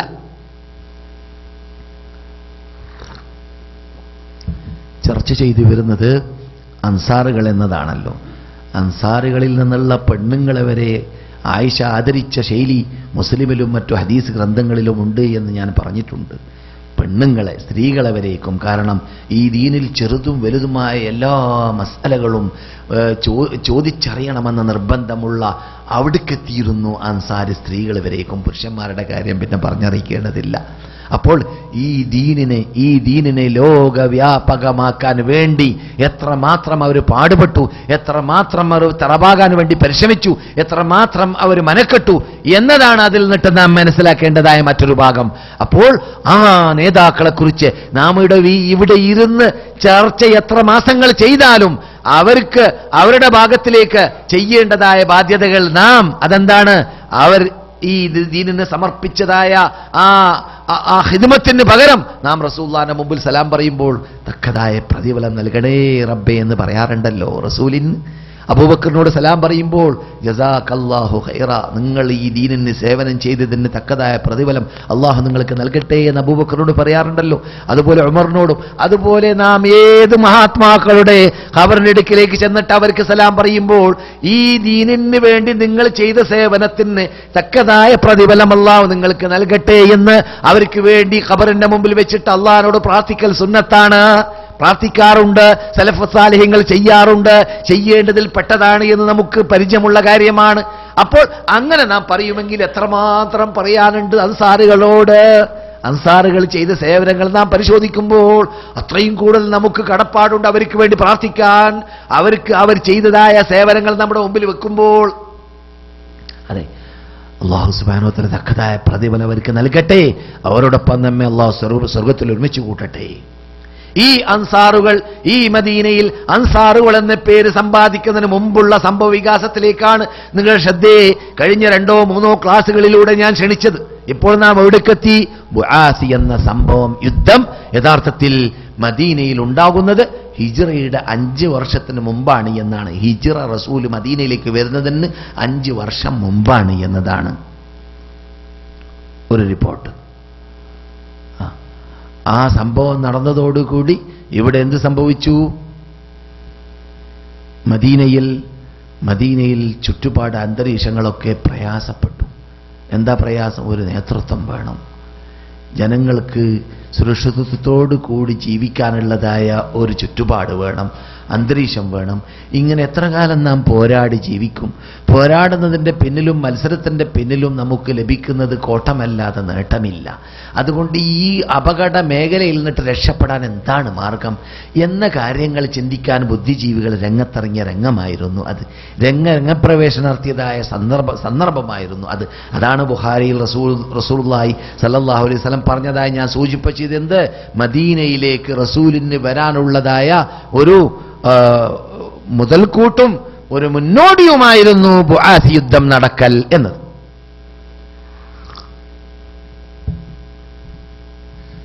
അതെ, എന്നാൽ എങ്ങനെയാണ് പിന്നെ ഈ അൻസാറുകൾ മുസ്ലിങ്ങളായത്? റസൂൽ അവിടെ വന്നു, റസൂൽ ഹിജ്റ വന്നിട്ടില്ല അല്ലേ? റസൂൽ മക്കയിൽ പൂജാതരായി, പിന്നെ ദൂതരായി, എന്നിട്ട് അവിടെ പ്രബോധനം നടന്നുകൊണ്ടേയിരിക്കുന്നുണ്ട്. വാർത്തകൾ ഇവിടെ ഒരു നിലക്ക് അല്ലെങ്കിൽ മറ്റൊരു നിലക്ക് എത്തുന്നുണ്ടായിരിക്കാം. പക്ഷെ ആരും മുസ്ലിമായിട്ടില്ല ഇതുവരെ, ആരും മുസ്ലിമായിട്ടില്ല. എങ്ങനെയാ പിന്നെ മുസ്ലിങ്ങളാകുന്നത്? അതിന് പ്രത്യേക കാരണങ്ങളുണ്ട്. അതിൽ ഒരു കാരണമായിട്ട് അല്പം മുമ്പ് ഞാൻ സൂചിപ്പിച്ചതായ ആ സംഭവം ഖുർആനിലൂടെ നമുക്ക് പഠിക്കാം. അല്ലാഹു പറയുന്നു, വലമ്മാ ജാഅഹും കിതാബും മിൻ ഇൻദില്ലാഹി മുസദ്ദിഖുൽ ലിമാ മഅഹും വകാനൂ മിൻ ഖബ്ലു യസ്തഫ്തിഹൂന അലല്ലദീന കഫറൂ ഫലമ്മാ ജാഅഹും മാ അറഫൂ കഫറൂ ബിഹി ഫലഅനത്തുല്ലാഹി അലൽ കാഫിരീൻ. ആരെക്കുറിച്ചാണിത്? ജൂതന്മാരെക്കുറിച്ച്. മദീനയിൽ കിതാബ് നൽകപ്പെട്ടവരോട് അള്ളാഹുവിൻ്റെ സമീപനവും സംസാരമൊക്കെ പ്രത്യേക ശൈലിയിലാണ്. കാരണം അവർ സാധാരണക്കാരല്ല. അവർക്ക് അള്ളാഹ് ആദരിച്ച് ബഹുമാനിച്ച് ഫളൽനാഹും അലാ കസീരിൻ മിനൽ ആലമീൻ, ലോകരിൽ നിന്നിട്ട് ധാരാളം പേരേക്കാൾ നിങ്ങളെ ഞാൻ ആദരിച്ചിട്ടുണ്ട്, ബഹുമാനിച്ചിട്ടുണ്ട്. തൗറാത്തിലൂടെ, ഇഞ്ചീലിലൂടെ, സബൂറിലൂടെ, അമ്പ്യാക്കളിലൂടെ. അങ്ങനെ അള്ളാഹു സുബ്ഹാനഹു വ തആല ആദരിച്ച സമൂഹമാണ് ജൂതന്മാർ അല്ലെങ്കിൽ യഹൂദികൾ. ആ ജൂതന്മാർ മദീനയിൽ ഇവിടെയുള്ളതായ അറബികളുടെ ഇടയിൽ എന്തെങ്കിലും കുഴപ്പമുണ്ടാകുന്നുണ്ടെങ്കിൽ അതിന്റെ പിന്നിലെല്ലാം പലപ്പോഴും പരിശോധിച്ചാൽ കാണാം ആരെ? ജൂതന്മാര് എന്ത് ചെയ്യും? എന്തെങ്കിലും കുഴപ്പമുണ്ടാക്കി വിടും, എന്നിട്ട് പരസ്പരം അവരെ തല്ലിപ്പിക്കും, അറബികളെ തല്ലിപ്പിക്കും. ഇനി അവര് തമ്മിൽ തല്ലേണ്ടതായ ചുറ്റുപാടുണ്ടാകുന്ന വേളയിൽ അവരെന്ത് പറയും? ഞാൻ നേരത്തെ സൂചിപ്പിച്ചതുപോലെ അള്ളാഹു പറയുന്നു, വലമ്മാ ജാഅഹും കിതാബും മിൻ ഇൻദില്ലാഹി മുസദ്ദിഖുൽ ലിമാ മഅഹും, അവരുടെ കൂടെയുള്ള തൗറാത്തിനെയും ഇഞ്ചീലിനെയും സ്ഥിരീകരിക്കുന്നതായ കിതാബ് അവരുടെ മുമ്പിലേക്ക് എത്തിയപ്പോൾ, അഥവാ ഖുർആൻ എത്തിയപ്പോൾ, ഒക്കാനു അവരാണെങ്കിൽ മിൻ ഖബ്ലു മുമ്പ് യസ്തഫ്തിഹൂന, മുമ്പ് നാം ഇപ്പോൾ ചർച്ച ചെയ്തുകൊണ്ടിരിക്കുന്ന വേളയാണത്. യസ്തഫ്തിഹൂന അലല്ലദീന കഫറു, സത്യനിഷേധികളായ ഇവിടെ ഉണ്ടായിരുന്ന ബഹുദൈവ വിശ്വാസികളായ അറബികളുണ്ടല്ലോ, ആ അറബികളോട് പറയാറുണ്ട് എന്ത്? നിങ്ങളുടെ മുമ്പിൽ ഞങ്ങൾ പോരാടി ഒരു ദൂതരുടെ കൂടെ അണിനിരന്നുകൊണ്ട് നിങ്ങളോട് ഞങ്ങൾ വിജയിക്കുമെന്ന് പറയാറുണ്ട്. അതാണ് യസ്തഫ്തിഹൂന എന്ന് പറഞ്ഞാൽ, ഞങ്ങൾ ഫതഹാക്കും ഈ നാട്ടിനെ, ഞങ്ങൾ ഫതഹാക്കും മുഹമ്മദിലൂടെ ഈ നാട്ടിനെ, ഞങ്ങൾ മുഹമ്മദിലൂടെ സല്ലല്ലാഹു അലൈഹി വസല്ലം ഈ നാട്ടിനെ ഫതഹാക്കും, ഞങ്ങൾ മുഹമ്മദിന്റെ ആളാകും. വകാനൂ മിൻ ഖബ്ലു യസ്തഫ്തിഹൂന അലല്ലദീന കഫറൂ. അല്ലാഹു പറയുന്നു ഫലമ്മാ ജാഅഹും മാ അറഫു, അവർക്ക് അറിവുള്ള ആ ദൂതർ അവരുടെ അടുക്കിലേക്ക് വന്നപ്പോൾ, ആ ഇസ്ലാം അവരുടെ മുമ്പിലേക്ക് വന്നപ്പോൾ, ആ ഖുർആൻ അവരുടെ മുമ്പിലേക്ക് വന്നപ്പോൾ കഫറൂ ബി, അതിനെ അവര് നിഷേധിക്കുകയാണ് ചെയ്തത്, അവര് വിശ്വസിക്കാതിരിക്കുകയാണ് ചെയ്തത്, അതുകൊണ്ട് കാഫിരീങ്ങളാവുകയാണ് ചെയ്തത്. അല്ലാഹു നിർത്തിയില്ല, ഫലഅനത്തുല്ലാഹി അലൽ കാഫിരീൻ, ആ സത്യനിഷേധികൾക്ക് അല്ലാഹുവിന്റെ ശാപം. അവരല്ലാഹു പണ്ട് തന്നെ ശപിക്കലാണ്. ഗൈറിൽ മഗ്ദൂബി അലൈഹിം, ശപിക്കപ്പെട്ടവരുടെ വഴിയിൽ നീ ഞങ്ങളെ നയിക്കരുതേ റബ്ബേ എന്ന് നാം പ്രാർത്ഥിക്കുന്നു. ആരാണവർ? ജൂതന്മാർ. അല്ലാഹു ഇവിടെ ശപിച്ച് കേൾപ്പിച്ചു തന്നു നമുക്ക്. അല്ലാഹു പലയിടങ്ങളിലും ഖുർആനിൽ അവരെ ശപിച്ച ഭാഗങ്ങൾ പറയുന്നുണ്ട്. ലുഇനല്ലദീന കഫറു, വ്യാഴാഴ്ച രാത്രിയിൽ നടക്കാറുള്ള ക്ലാസ്സിൽ നിങ്ങൾ കേൾക്കാറുള്ള ആയത്താണത്. ലുഇനല്ലദീന കഫറു മിൻ ബനി ഇസ്രായീല അലാ ലിസാനി ദാവൂദ വഈസ ഇബ്നു മർയം ദാലിക ബിമാ അസൗ വകാനൂ യതദൂൻ കാനൂ ലാ യതനാഹൂന അൻ മുൻകരിൻ ഫഅലൂ ലബിഇസ മാ കാനൂ യഫ്അലൂൻ. അവരെന്ത് കാട്ടി? ദഅവത്ത് ചെയ്തില്ല എന്നുള്ളതാണ്. തൗറാത്ത് മുമ്പിലുണ്ട്, ഇഞ്ചീൽ മുമ്പിലുണ്ട്, സത്യമറിയാം, എന്നിട്ട് സത്യത്തെ മറച്ചു വെക്കും, പറയൂല ജനങ്ങളോട്, ദഅവത്ത് ചെയ്യൂല, അംറു ബിൽ മഅറൂഫ് ചെയ്യൂല, നഹീ അനിൽ മുൻകർ ചെയ്യൂല. ഇനി തൽക്കാലം ചെയ്താൽ തന്നെ പിന്നെ ചുറ്റുപാടും അന്തരീക്ഷം ക്ലിയർ അല്ലാന്ന് കണ്ടാ മൂടി വെക്കും, അല്ലെങ്കിൽ മടക്കി നിർത്തിവെക്കും. അങ്ങനെയുള്ള പാപങ്ങൾ ചെയ്ത വിഭാഗത്തെ അല്ലാഹു എന്ത് ചെയ്തു? അവരെ കുറിച്ച് ദാവൂദ് നബി അലൈഹി ഇസ്ലാമിന്റെ നാവിലൂടെയും അലാ ലിസാനി ദാവൂദ വഈസ ഇബ്നു മർയം, ഈസ നബി അലൈഹി ഇസ്ലാമിന്റെ നാവിലൂടെയും അവരെ ശപിക്കപ്പെട്ടിരിക്കുകയാണെന്ന് ആയത്തിൽ പറഞ്ഞു. അത് ജൂതന്മാരെ കുറിച്ചാണ്, ബനൂ ഇസ്രായേലികളെ കുറിച്ചാണ്. ഇവിടെ എന്ത് പറയുന്നു? സത്യനിഷേധികൾക്ക് അല്ലാഹുവിന്റെ ശാപമുണ്ടാവട്ടെ. ഇതൊക്കെ നമുക്കെന്ത് പഠിപ്പിക്കുന്നു? സത്യനിഷേധികൾ നാമായാൽ, അള്ളാഹനെ മാത്രം വിളിച്ച് പ്രാർത്ഥിക്കുന്നവർ നാമല്ലെങ്കിൽ, അള്ളാഹന്റെ മതത്തെ സംരക്ഷണത്തിന് വേണ്ടി രംഗത്തിറങ്ങുന്നവർ നാമല്ലെങ്കിൽ, അള്ളാഹന്റെ മതം പഠിക്കാൻ വേണ്ടി അള്ളാഹു നമ്മളെ നിയോഗിച്ച ഉദ്യോഗം നിർവഹിക്കുന്നവർ നാമല്ലെങ്കിൽ, നമ്മെ അള്ളാഹ് ശപിച്ചവരിൽ പെടും, നാമും അള്ളാഹ് ശപിച്ചവരിൽ പെടും എന്ന പാഠം നാം പഠിക്കുന്നുണ്ട്. എന്ത് പറയുന്നു കുട്ടികൾ? അതെ, മുആദ് ഇബ്നു ജബൽ വിഷയത്തിലേക്ക് എത്തുന്നതിന് മുമ്പ് ആയത്തിന്റെ വിശദീകരണം പറയുമ്പോൾ പറയേണ്ടി വരുന്നതാണ്. മുസ്ലിങ്ങൾ ഇവിടെ വന്ന ശേഷം ജൂതന്മാരോട് പണ്ട് പറഞ്ഞ വാർത്തയെക്കുറിച്ച് മുആദ് പറയുന്നു. മുആദ് ഇബ്നു ജബലും ബിശ്ർ ഇബ്നു ബറാ ഇബ്നു മഅറൂറും ദാവൂദ് ഇബ്നു സലമയും പറഞ്ഞു പോലോ, എന്ത്? യാ മാശറ യഹൂദ്, ഏ ജൂതന്മാരെ, ഇത്തഖുല്ലാഹ്, നിങ്ങൾ അല്ലാഹനെ ഭയപ്പെടുന്നില്ലേ? മദീനയിലുള്ള ജൂതന്മാരോട്. വാസ്ലിമു, നിങ്ങൾ എന്തുകൊണ്ട് മുസ്ലിങ്ങളാകുന്നില്ല? ഫഖദ് കുൻതും തസ്തഫ്തിഹൂന അലൈനാ, പണ്ട് കാലഘട്ടങ്ങളിൽ, ഞങ്ങൾ ജാഹിലീങ്ങളായിരുന്ന കാലഘട്ടങ്ങളിൽ, കാഫിരീങ്ങളായിരുന്ന കാലഘട്ടങ്ങളിൽ നിങ്ങൾ ഞങ്ങളോട് പറയാറുണ്ടല്ലോ, മുഹമ്മദ് വന്നാൽ മുഹമ്മദ് നബി അണിനിരക്കുമെന്ന്, എന്നിട്ട് ഈ നാട്ടിനെ കീഴടക്കുമെന്ന്. അതെ, ബി മുഹമ്മദിൻ വനഹനു അഹ്ലു ശിർക്കിൻ, ഞങ്ങൾ അന്ന് കാഫിരീങ്ങളായിരുന്നു, മുശ്രിക്കീങ്ങളായിരുന്നു. ഒക്കുൽത്തും, നിങ്ങൾ പറഞ്ഞിരുന്നു, ബിഅന്നഹു മബ്ഊസു ഔസാഫു കമാ വസഫ്തും, നിങ്ങളിപ്പോൾ കണ്ടില്ലേ, നിങ്ങൾ ഞങ്ങളോട് പണ്ട് പറഞ്ഞ അതേ വസ്ഫാണ്, അതേ പ്രത്യേകതയാണ് മുഹമ്മദിലുള്ളത്. നിങ്ങൾ തൗറാത്ത് വായിച്ചിട്ട് ഞങ്ങളോട് പറഞ്ഞ ആ പ്രത്യേകതയെല്ലാം മുഹമ്മദിലുണ്ട്. അതേ കോലം, അതേ ആകൃതി, അതേ സംസാരം, അതേ ഖുർആൻ, അതേ റസൂലിനെ കുറിച്ച് എന്തെല്ലാം വിശദീകരണങ്ങൾ തൗറാത്തിലുണ്ട്, അതെല്ലാം പണ്ടിവിടെ പറയാറുണ്ടായിരുന്നു ജൂതന്മാർ. ആരോട്? അറബികളോട്. ആ സന്ദർഭത്തിൽ എന്ത് പറഞ്ഞു? സലാമുബിന് മഷ്കം എന്ന് പറയുന്ന വ്യക്തി പറഞ്ഞു, ബനു നളീർ ഗോത്രത്തിന്റെ തലവനാണ് അദ്ദേഹം. മാ ജഅന ബിശൈ നഅരിഫു, ഞങ്ങൾക്ക് അറിയുന്ന ഒന്നും മുഹമ്മദ് കൊണ്ടുവന്നിട്ടില്ല. ഒമാ ഹുവ ബില്ലദീ കുന്നാ നദ്കുർ ലക്കും, നിങ്ങളോട് ഞങ്ങൾ പറയാറുള്ളതൊന്നുമല്ല മുഹമ്മദ് കൊണ്ടുവന്നത്. കള്ളം പറയുന്നേ, പച്ചക്കള്ളം പറയുന്നേ. മുഹമ്മദ് ഞങ്ങൾക്കൊന്നും കൊണ്ടുവന്നിട്ടില്ല. അതാണ് അല്ലാഹ് പറഞ്ഞത്. അള്ളാന്റെ ഭാഗത്തു നിന്നുള്ള കിതാബ് അവർക്ക് വന്നപ്പോൾ, മുസദ്ദിഖുൽ ലിമാ മഅഹും, അവരുടെ കൂടെയുള്ളതിനെ സ്ഥിരീകരിച്ചുകൊണ്ട്, അതാണല്ലോ ഖുർആൻ വന്നപ്പോൾ ഖുർആൻ സ്ഥിരീകരിച്ചവരുടെ കൂടെയുള്ള തൗറാത്തിനെയും ഇഞ്ചീലിനെയും സ്ഥിരീകരിച്ചുകൊണ്ടാണ് വന്നത്. അപ്പോൾ എന്ത് ചെയ്തു? അവർ കാഫിരീങ്ങളായി മാറി. നാം ഇവിടെ പറഞ്ഞിട്ടുണ്ട്, യഅരിഫൂനഹു കമാ യഅരിഫൂന അബ്നാഅഹും, അവരുടെ മക്കൾ അറിയും പോലെ റസൂലുള്ളാഹി സ്വല്ലല്ലാഹു അലൈഹി വസല്ലം അള്ളാഹിന്റെ ദൂതരാണെന്ന് അവർക്ക് പരിചയമുണ്ട്. ആർക്ക്? ജൂതന്മാർക്ക് പരിചയമുണ്ട്. അതിനേക്കാളും സാഹിത്യശൈലി വേറെ പറയേണ്ടതില്ലല്ലോ. അതെ, ഈ കാലഘട്ടത്തിൽ ഇസ്ലാം എത്തിയിട്ടില്ല ഇതുവരെ. ഞാൻ ഈ ആയത്തിന്റെ വിശദീകരണം പറയുമ്പോൾ ഞാൻ പറഞ്ഞതാണ് 3 സഹാബാക്കൾ അവരോട് പറഞ്ഞ വാക്ക്. അവരിവിടെ എത്തിയിട്ടില്ല. സഹാബാക്കളൊന്നും ഇവിടെ ഇല്ല നാം ചർച്ച ചെയ്തു വരുന്ന സന്ദർഭത്തിൽ. അതെ, ഈ സന്ദർഭത്തിലാണ് സുവൈദ് ഇബ്നു സാമിത്ത് അൽ അൻസാരി എന്ന ഒരു വ്യക്തി ഔസ് കുടുംബത്തിൽപ്പെട്ട ആള് മക്കയിലേക്ക് ചെല്ലുന്നത്. അബ്ദുൽ മുത്തലിബിന്റെ എളാമയുടെ ഖാല എന്ന് പറഞ്ഞാൽ എളാമല്ലേ, എളാമയുടെ മകനാണ്. അമ്മായി അല്ല, അമ്മത്താണ് അമ്മായി. ഉമ്മാന്റെ അനുജത്തിക്ക് എന്താ പറയാ ഞങ്ങള്? എളാമെന്നല്ലേ? ഇത് ഉമ്മാന്റെ അനുജത്തിയാണ്. അബ്ദുൽ മുത്തലിബിന്റെ ഖാലയുടെ മകനാണ് ഇദ്ദേഹം. ഇവിടെ മദീനയിലുള്ള വ്യക്തിയാണ്. ഇതിന്റെ കഥയൊക്കെ നിങ്ങളോട് ഞാൻ പണ്ട് പറഞ്ഞിട്ട് അബ്ദുൽ മുത്തലിബ് ഇവിടുന്ന് കല്യാണം കഴിച്ചതും എന്നിട്ട് അവിടുന്ന് സന്താനം ഉണ്ടായതും ബനു നജാർ ഗോത്രത്തിൽ എങ്ങനെയാണ് അബ്ദുൽ മുത്തലിബിന് ബന്ധമുണ്ടായതൊക്കെ പറഞ്ഞിട്ടുണ്ട്. ഇനി ഞാൻ മടക്കി പറയേണ്ട ആവശ്യമില്ല. ഇവിടെ ദശക്കണക്കിൽ പ്രാവശ്യം സാന്ദർഭികമായിട്ട് പറഞ്ഞ വിഷയമാണത്. അദ്ദേഹം അവിടേക്ക് പോയപ്പോൾ ഒന്നിരിക്കലോ ഹജ്ജിനോ അല്ലെങ്കിൽ ഉംറക്കോ ആയിട്ട് പോയതാണ്. പണ്ട് തന്നെ ഹജ്ജുണ്ട്, ഉംറയുണ്ട്. ഇസ്ലാം വരുന്നതിന് മുമ്പ് തന്നെ, പണ്ട് തന്നെ ഇബ്രാഹിം അലി ഇസ്ലാമിന്റെ കാലഘട്ടത്തിൽ തന്നെ ഹജ്ജുണ്ട്. ചില റിപ്പോർട്ടിൽ അതിനു മുമ്പും ഹജ്ജുണ്ട്. അപ്പോൾ ഇവിടെ നിന്ന് പണ്ട് ചെയ്യുന്ന ഹജ്ജ് ശിർക്കുള്ള ഹജ്ജാണ്. ഇസ്ലാമിന് ശേഷം ചെയ്യുന്ന ഹജ്ജ് തൗഹീദിന്റെ ഹജ്ജാണ്. അതുപോലെ നബിമാരുടെ കാലഘട്ടത്തിൽ നടന്ന ഹജ്ജുകൾ തൗഹീദുള്ള ഹജ്ജാണ്. ഇബ്രാഹിം നബിയുടെ കാലത്തിലാണെങ്കിൽ മനസ്സിലായില്ലേ? അപ്പോൾ വ്യത്യാസം ഇവിടെ മദീനയിൽ നിന്നിട്ട് ഹജ്ജിന് പോകുന്നവര് ശിർക്ക് ചെയ്യുന്നു. ലബ്ബൈക് അല്ലാഹുമ്മ ലബ്ബൈക് ലബ്ബൈക് ലാ ശരീക ലക ലബ്ബൈക് ഇല്ലാ ശരീകൻ ഹുവ ലക് തംലികുഹു വമാ മലക് എന്ന തൽബിയത്ത് അല്ല. അത് അവരുടെ തൽബിയത്ത് സഹീഹ് മുസ്ലിം റിപ്പോർട്ട് ചെയ്യുന്നത് പോലെ, അതുപോലെ സഹീഹ് ഹദീസുകൾ നിങ്ങളിലെല്ലാം കാണുന്നത് പോലെ.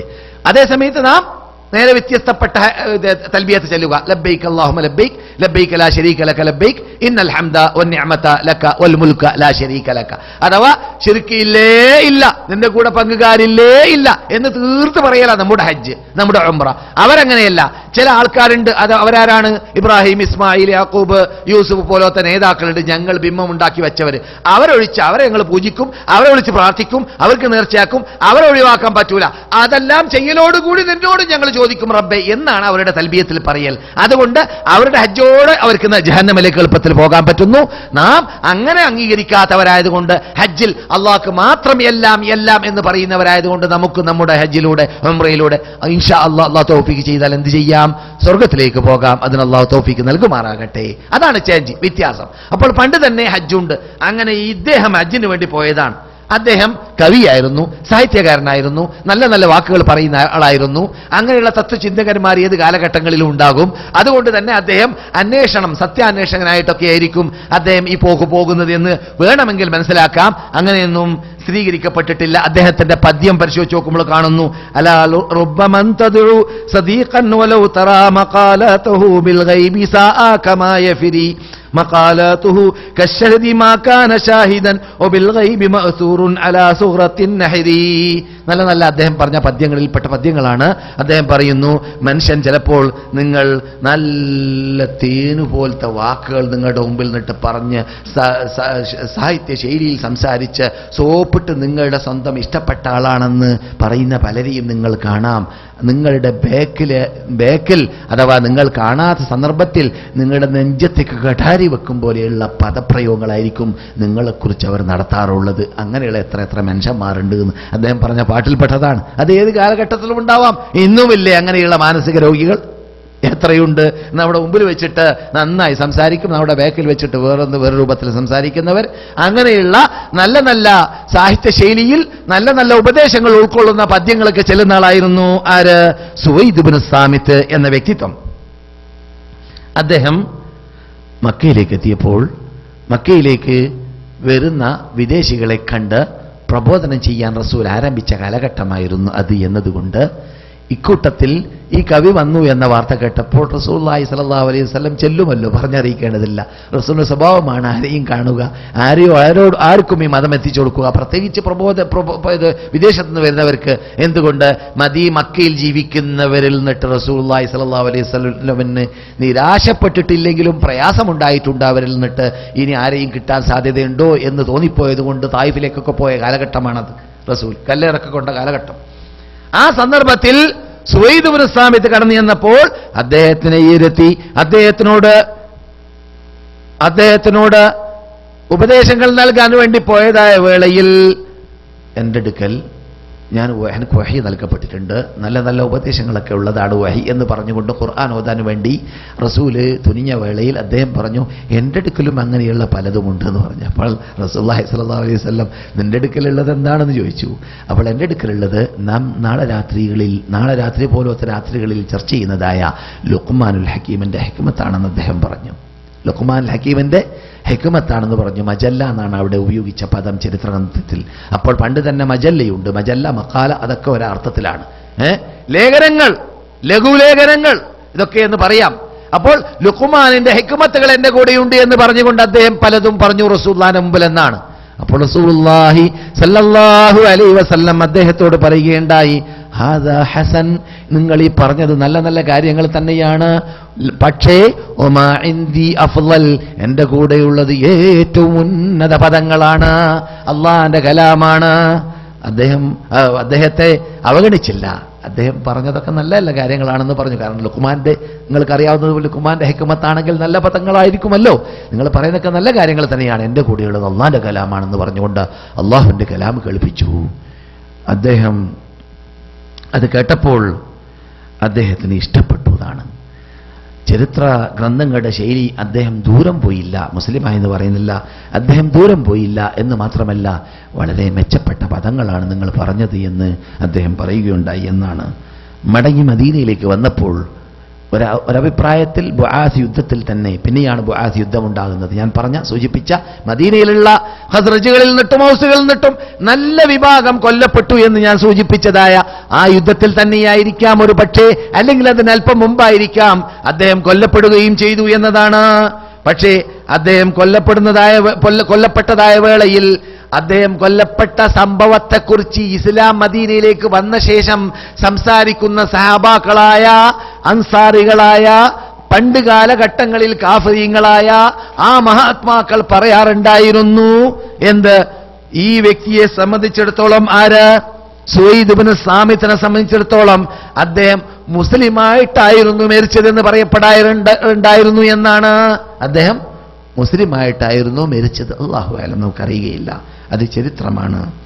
ഈ റിപ്പോർട്ടുകളിൽ ഇൻഖിതാ ഉണ്ട് എന്ന് പറഞ്ഞാൽ ഹദീസ് പ്രബലമായ ലൈനിൽ കൂടി വന്നതല്ല, ചരിത്ര ഗ്രന്ഥങ്ങളിൽ കൂടി വന്നതായ വാർത്തകളാണ്.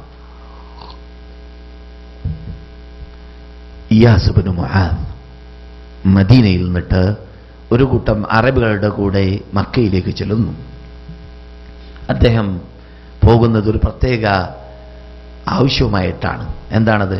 ഖുറൈശികളെ സമീപിച്ചിട്ട് ഔസിയായിരിക്കും. ഇപ്പൊ ഞാൻ പറഞ്ഞ ആള് ഖസ്റജിന്റെ നേതൃത്വമാണ്. ഔസിയായിരിക്കും. ഔസികൾക്കെതിരിലും അതുപോലെ തന്നെ ജൂതന്മാർക്കെതിരിലുമെല്ലാം ഖുറൈശികളുമായിട്ട് എഗ്രിമെന്റ് ഉണ്ടാക്കാൻ വേണ്ടിയാണ്. ഖുറൈശികളുമായിട്ടൊരു ഹെൽഫ് എന്താ പറയാ, കരാർ. എന്ത് കരാറാണ്? നാം തമ്മിൽ ബന്ധം, ഞങ്ങൾക്ക് അപകടം പിടിച്ചാൽ ആ അപകടത്തിൽ നിന്നിട്ട് ഞങ്ങളെ രക്ഷപ്പെടുത്താൻ നിങ്ങൾ ഉണ്ടാവണം. അപ്പോൾ ഞങ്ങൾ ഖുറൈശികളുടെ ഹുലഫാകളാണെന്ന് പറഞ്ഞാൽ, അവരുടെ അഭയത്തിലാണ് ഞങ്ങളെന്ന് പറഞ്ഞാൽ പിന്നെ ഇവിടുന്ന് ആരും തൊടൂല. ഖുറൈശികൾ ശക്തന്മാരല്ലേ. അങ്ങനെ ഞാൻ നേരത്തെ പറഞ്ഞു, ഇവിടെ ആ മഹാപോരാട്ടമുണ്ടായതോടുകൂടി എല്ലാവരും അന്വേഷിക്കുകയാണ് എങ്ങനെ രക്ഷപ്പെടാൻ, എങ്ങനെ സുരക്ഷിതമായി. കഴിഞ്ഞ ക്ലാസ്സിൽ പറഞ്ഞില്ലേ, ഇവിടെ അപകടം പറഞ്ഞപ്പോൾ സുരക്ഷിതത്വം, നിർഭയത്വം മഹാനിയമത്താണ്. الذين آمنوا ولم يلبسوا إيمانهم بظلم أولئك لهم الأمن وهم مهتدون.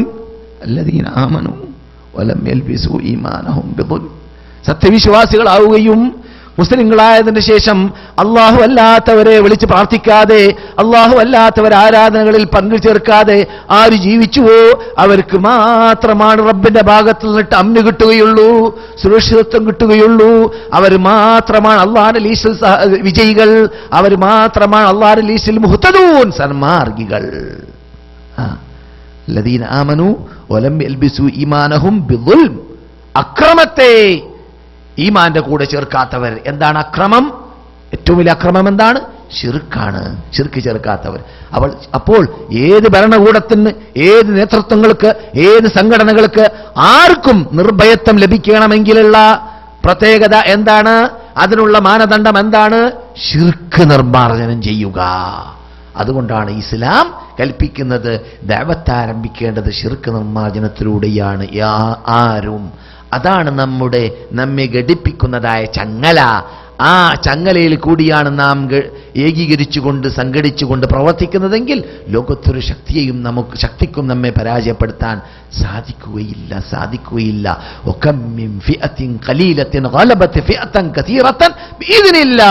എത്ര ചെറിയ സമൂഹങ്ങളോട് പോരാടിയിട്ട് വിജയിച്ചിട്ടുണ്ട്.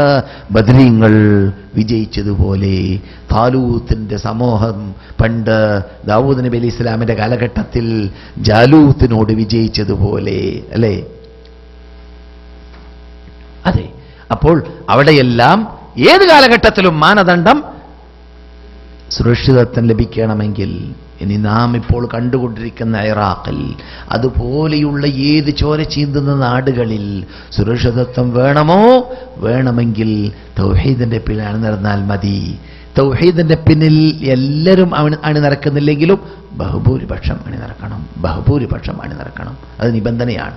മദീനയിൽ റസൂല് വന്നിട്ട് ഇസ്ലാമിക ഭരണകൂടം ഉണ്ടാക്കാനുള്ള ചുറ്റുപാട് അന്തരീക്ഷം മദീന ബഹുഭൂരിപക്ഷം തൗഹീദിന്റെ ഉടമകളായപ്പോഴാണ്. ഇസ്ലാമിലെ ആദ്യത്തെ ഭരണകൂടം അതാണല്ലോ. അപ്പോൾ ബഹുഭൂരിപക്ഷം തൗഹീദിന്റെ ഉടമകളാവണം. നമ്മുടെ കയ്യിൽ അപ്പോൾ അള്ളാഹുവിന്റെ ഭാഗത്തിൽ നിന്നിട്ട് തംകീന് നൽകും, എല്ലാ നിലക്കുള്ള സൗകര്യങ്ങളും നൽകും, സുരക്ഷിതത്വം നൽകും. എന്താണ് ആ സുരക്ഷിതത്വത്തിന്റെ പവർ? കഴിഞ്ഞ ക്ലാസ്സിൽ നിങ്ങൾ കേട്ടില്ലേ? ബുഖാരിയിലുള്ളതാണ്. എന്ത്? ഇറാഖിൽ നിന്നിട്ട് മക്കയിലേക്ക് ഒരു പെണ്ണ് ഹജ്ജിന് പോകാൻ തീരുമാനിച്ചാൽ ആരെയും ആവശ്യമില്ല. അപ്പോൾ അതിൽ നിന്നിട്ട് നമ്മുടെ നാട്ടിൽ നിന്ന് ചില മുസ്ലിയാമാര്, അള്ളാഹുവിന്റെ ഹിദായത്തിലാക്കട്ടെ, എന്താണ് ഹുജ്ജത്തെടുത്തു. ഹദീസ് നീ എന്ത് പെണ്ണുങ്ങൾക്ക് ഒറ്റക്കന്നെ എടുക്കും പോകാൻ. അതിന് ഞാൻ മറുപടി പറഞ്ഞു, ഫത്വയിൽ കൂടി തന്നെ. ആ ഫത്വ എൻ്റെ കൂടെയുണ്ട്. ആ ഫത്വയ്ക്ക് എതിര് ഫത്വയായിട്ട് തെറി പറയുന്ന ശൈലിയിൽ ഇപ്പോൾ വീണ്ടും 10 പേജുള്ള ഒരു ലഘുലേഖയോട് തുല്യപ്പെടുത്താൻ പറ്റുന്ന എഴുത്തെൻ്റെ മുമ്പിലേക്ക് വന്നിരിക്കുകയാണ്. അങ്ങനെ പറയുന്നവരിൽ നിന്നിട്ട് അല്ലാഹുവിന്റെ ഹിദായത്തിലാക്കട്ടെ, സന്മാർഗത്തിലേക്ക് നയിക്കട്ടെ. അത് വളരെ വ്യക്തമാണ്. അഥവാ റസൂലുള്ളാഹി സ്വല്ലല്ലാഹു അലൈഹി വസല്ലം പറയുകയാണ്, ഒരു കാലഘട്ടം വരും നമ്മുടെ ഭരണകൂടത്തിൽ. ഏതാണ് ആ കാലഘട്ടം? മുസ്ലിം സ്ത്രീകളെ, അവരുടെ അഭിമാനത്തെ പിഞ്ചു ചീന്തുന്നതായ ഒരു പുരുഷൻ രംഗത്തിറങ്ങുന്നതല്ല.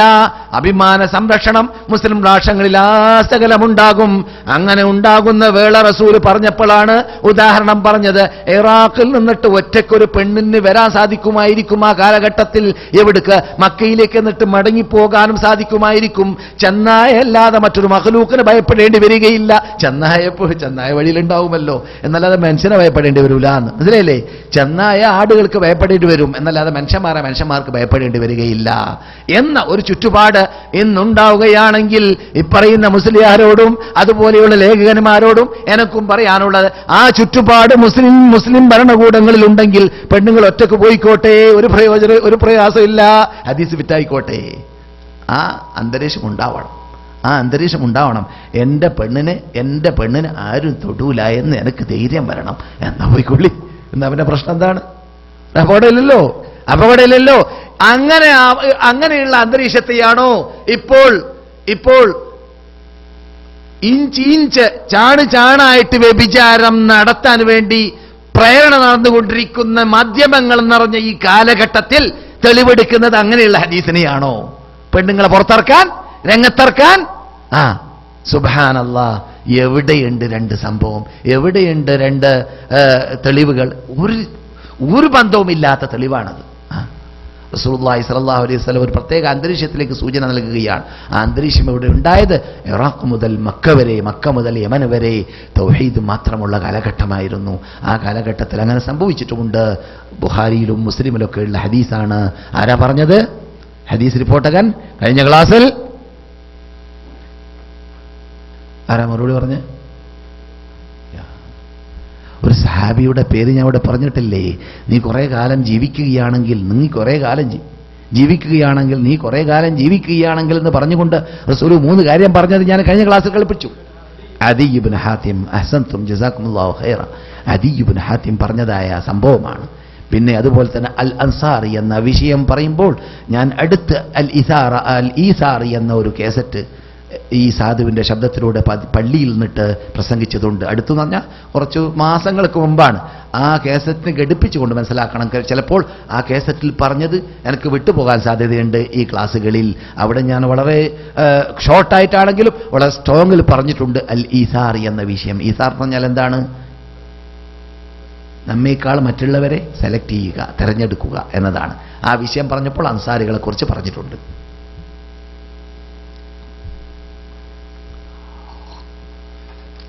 ഇയാസ് ഇബ്നു മുആദ് അവരുടെ യുവാവാണ്. ചെറുചെറുപ്പുള്ള ചുറുചുറുക്കുള്ള യുവാവാണ്, ചെറിയ യുവാവാണ്. അവരുടെ സമൂഹത്തോടുകൂടി മക്കയിലേക്ക് പോകുന്നു ഖുറൈശികളുമായിട്ട് ചർച്ച ചെയ്യാൻ. റസൂലുള്ളാഹി സ്വല്ലല്ലാഹു അലൈഹി വസല്ലം വാർത്ത അറിയുമ്പോൾ അവരെയും കാണാൻ പോകുന്നു. ഇത് വിദേശത്ത് നിന്ന് ആര് വന്നു എന്ന് കേട്ടാൽ അപ്പോൾ റസൂൽ അവിടെ എത്തും. നാം ഇവിടെ എത്ര സൗകര്യമുണ്ട് ഹാജിമാരെ കാണാൻ. ഇന്നൊരു ലഘുലേഖ ഏതോ ഒരു അറബി സുഹൃത്ത് ഞങ്ങളുടെ കൂടെ തന്നെ യൂണിവേഴ്സിറ്റിയിൽ വർക്ക് ചെയ്തിരുന്നതായ ഒരു ഡോക്ടറാണ്. അദ്ദേഹത്തിൻ്റെ ലേഖനമാണെന്നാണ് തോന്നുന്നത്. ലഘുലേഖ ഇവിടെ അറബികളുടെ ഇടയിൽ പ്രചരിപ്പിക്കുന്ന കണ്ടു. എനിക്ക് വളരെ ഇഷ്ടപ്പെട്ടു. എന്താണ്? ഹാജിമാർ നാടും വീടും വിട്ടുകൊണ്ട് അള്ളാഹനെ മാത്രം ലക്ഷ്യം വെച്ചുകൊണ്ട് മദീനയിലേക്ക് വരുമ്പോൾ നിങ്ങൾ മദീനക്കാർ, റസൂലുള്ളാഹിന്റെ നാട്ടുകാർ, റസൂലുള്ള അന്ത്യവിഷം കൊള്ളുന്ന നാട്ടുകാർ,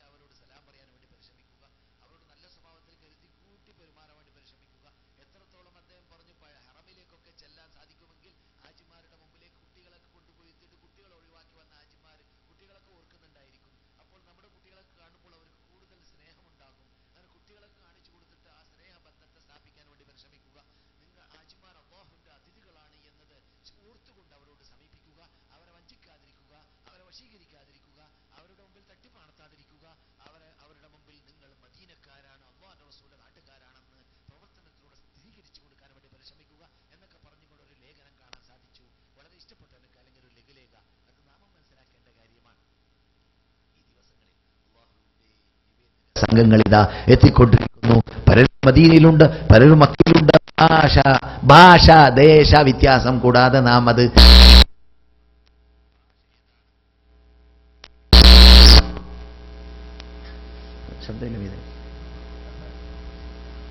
ഭാഷ ഏതാണ്, ദേശം ഏതാണെന്നും നോക്കേണ്ട ആവശ്യമില്ല. ഏത് ഭാഷയും അല്ല, ഇരുന്നാലും വിരോധമില്ല.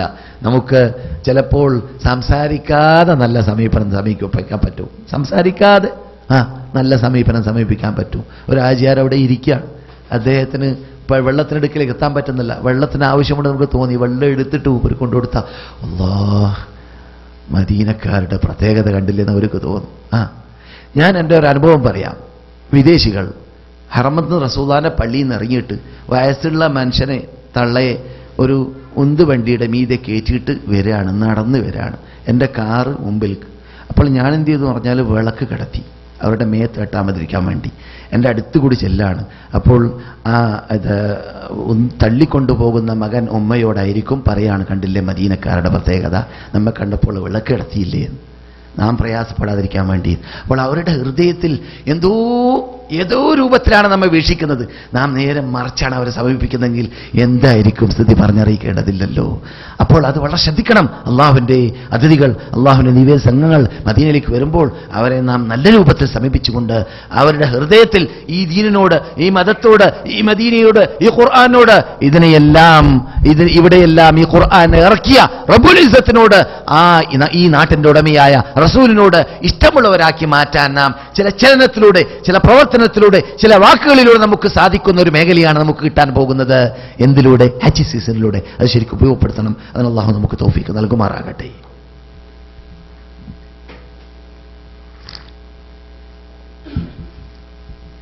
അതെ, ഇയാസ് ഇബ്നു മുആദ്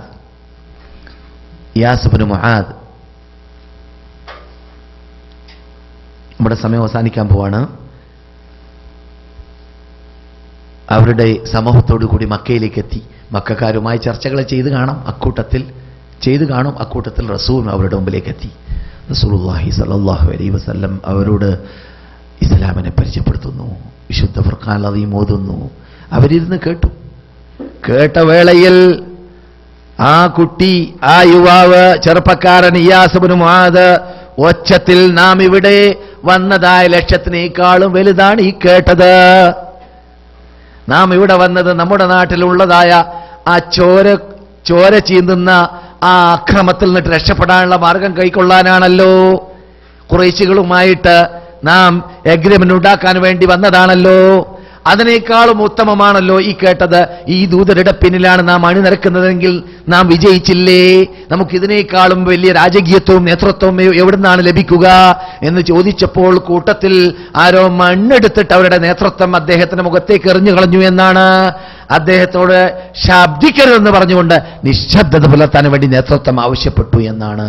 പക്ഷേ മഹാനായ ഇയാസ് ഇബ്നു മുആദ് അത് കേട്ട മാത്രയിൽ ഇസ്ലാം ഇഷ്ടപ്പെട്ടു, അതാണ് നല്ലത് എന്ന് പറഞ്ഞുകൊണ്ട് അവരെ അതിലേക്ക് ക്ഷണിക്കുകയും ചെയ്തു എന്നാണ് ചരിത്രം പറയുന്നത്.